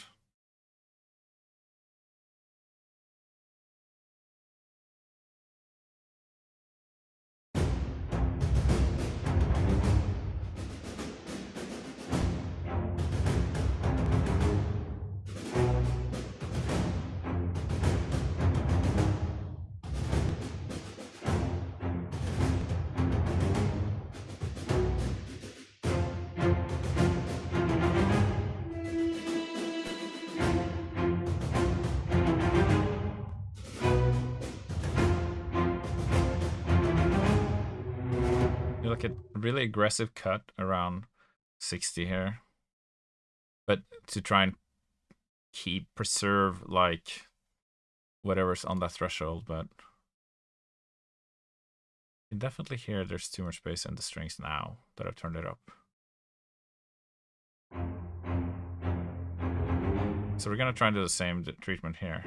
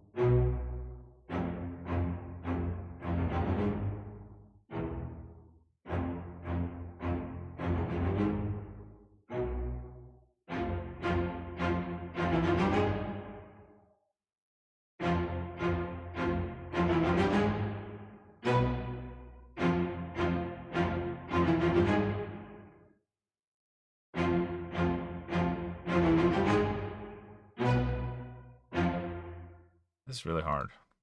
Like, how much bass can I allow?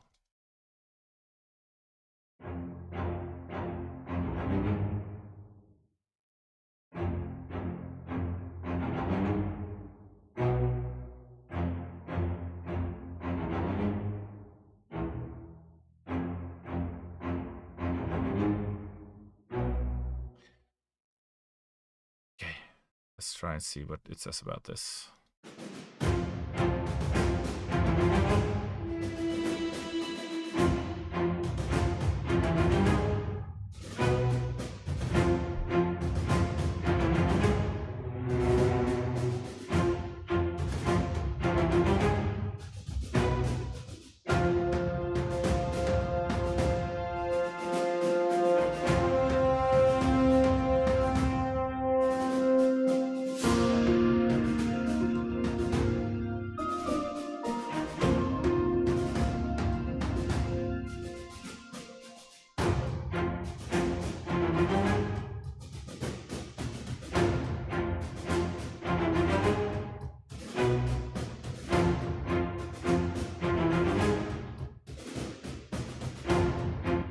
Just do like a MoTT on these strings, just fucking fuck.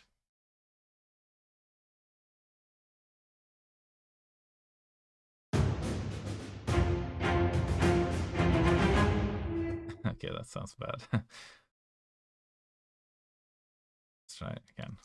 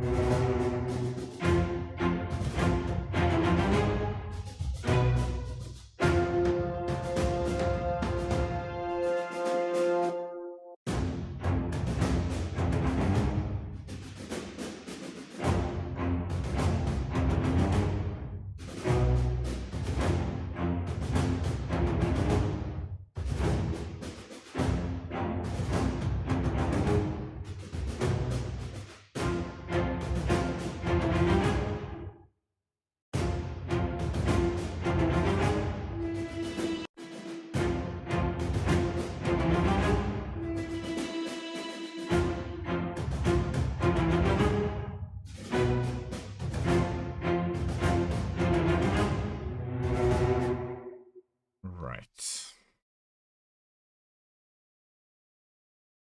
Maybe try MOTT on the master. It's the forbidden fruit. OTT on the master.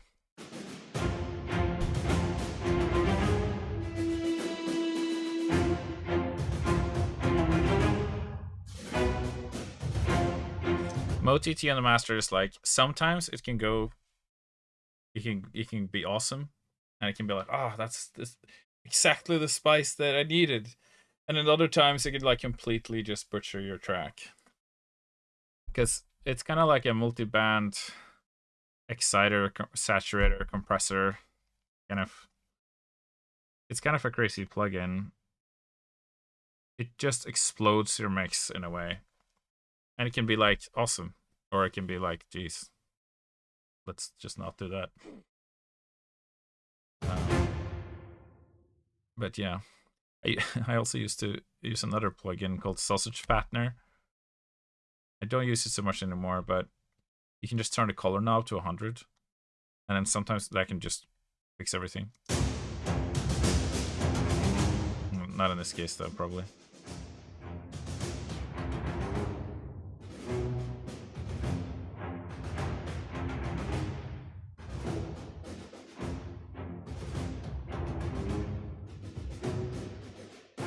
You can sometimes find like, I think it does something to the phasing in the mix or something.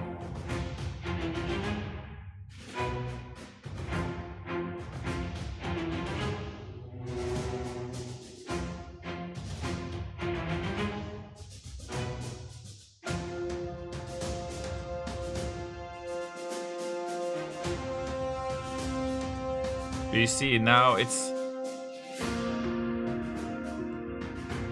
I think it's some kind of like filter.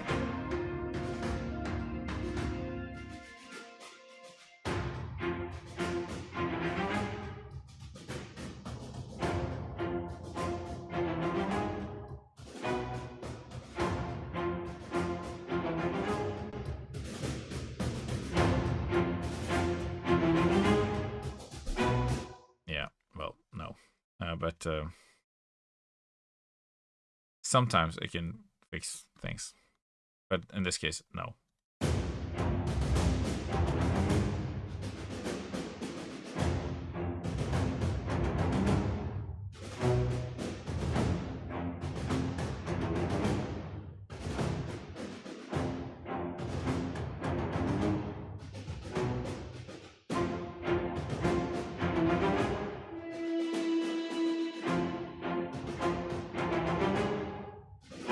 So according to tonal balance control, this is what a perfectly balanced mix sounds like.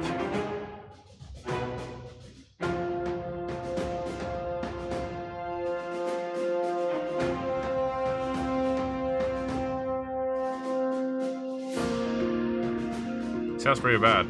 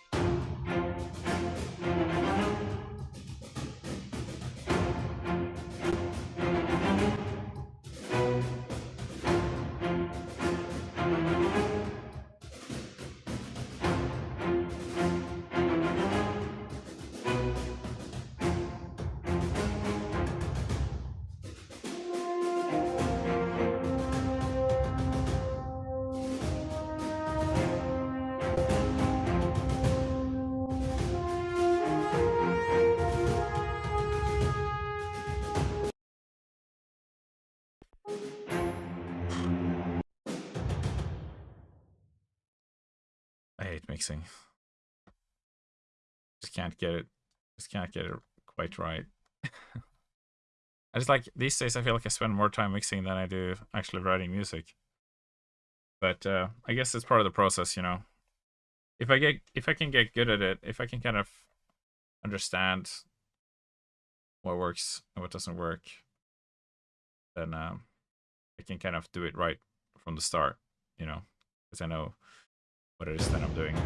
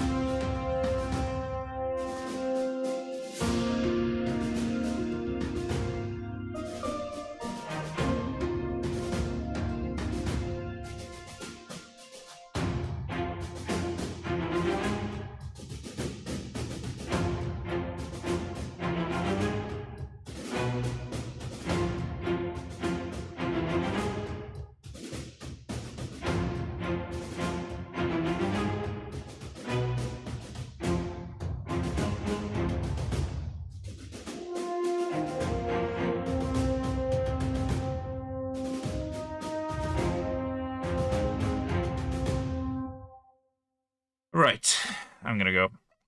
I'm gonna go and chill a bit before going to bed. Otherwise, I'm just gonna be sitting here all night until going to bed, which is not cool. So yeah, I'll try and finish this track. I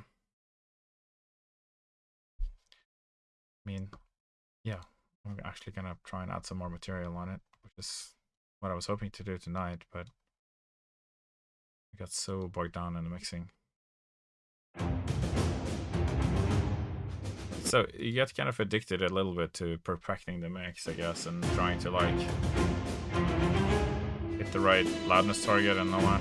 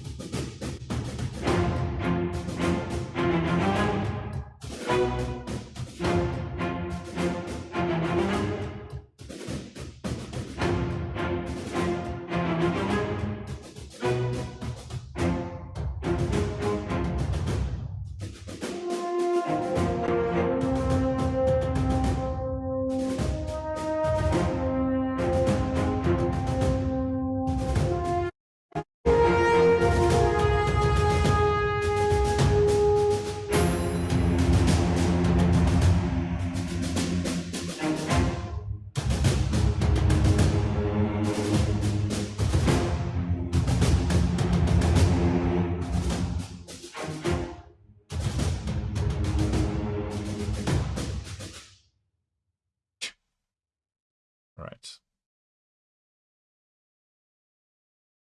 End up using Mastering Assistant in the end anyway.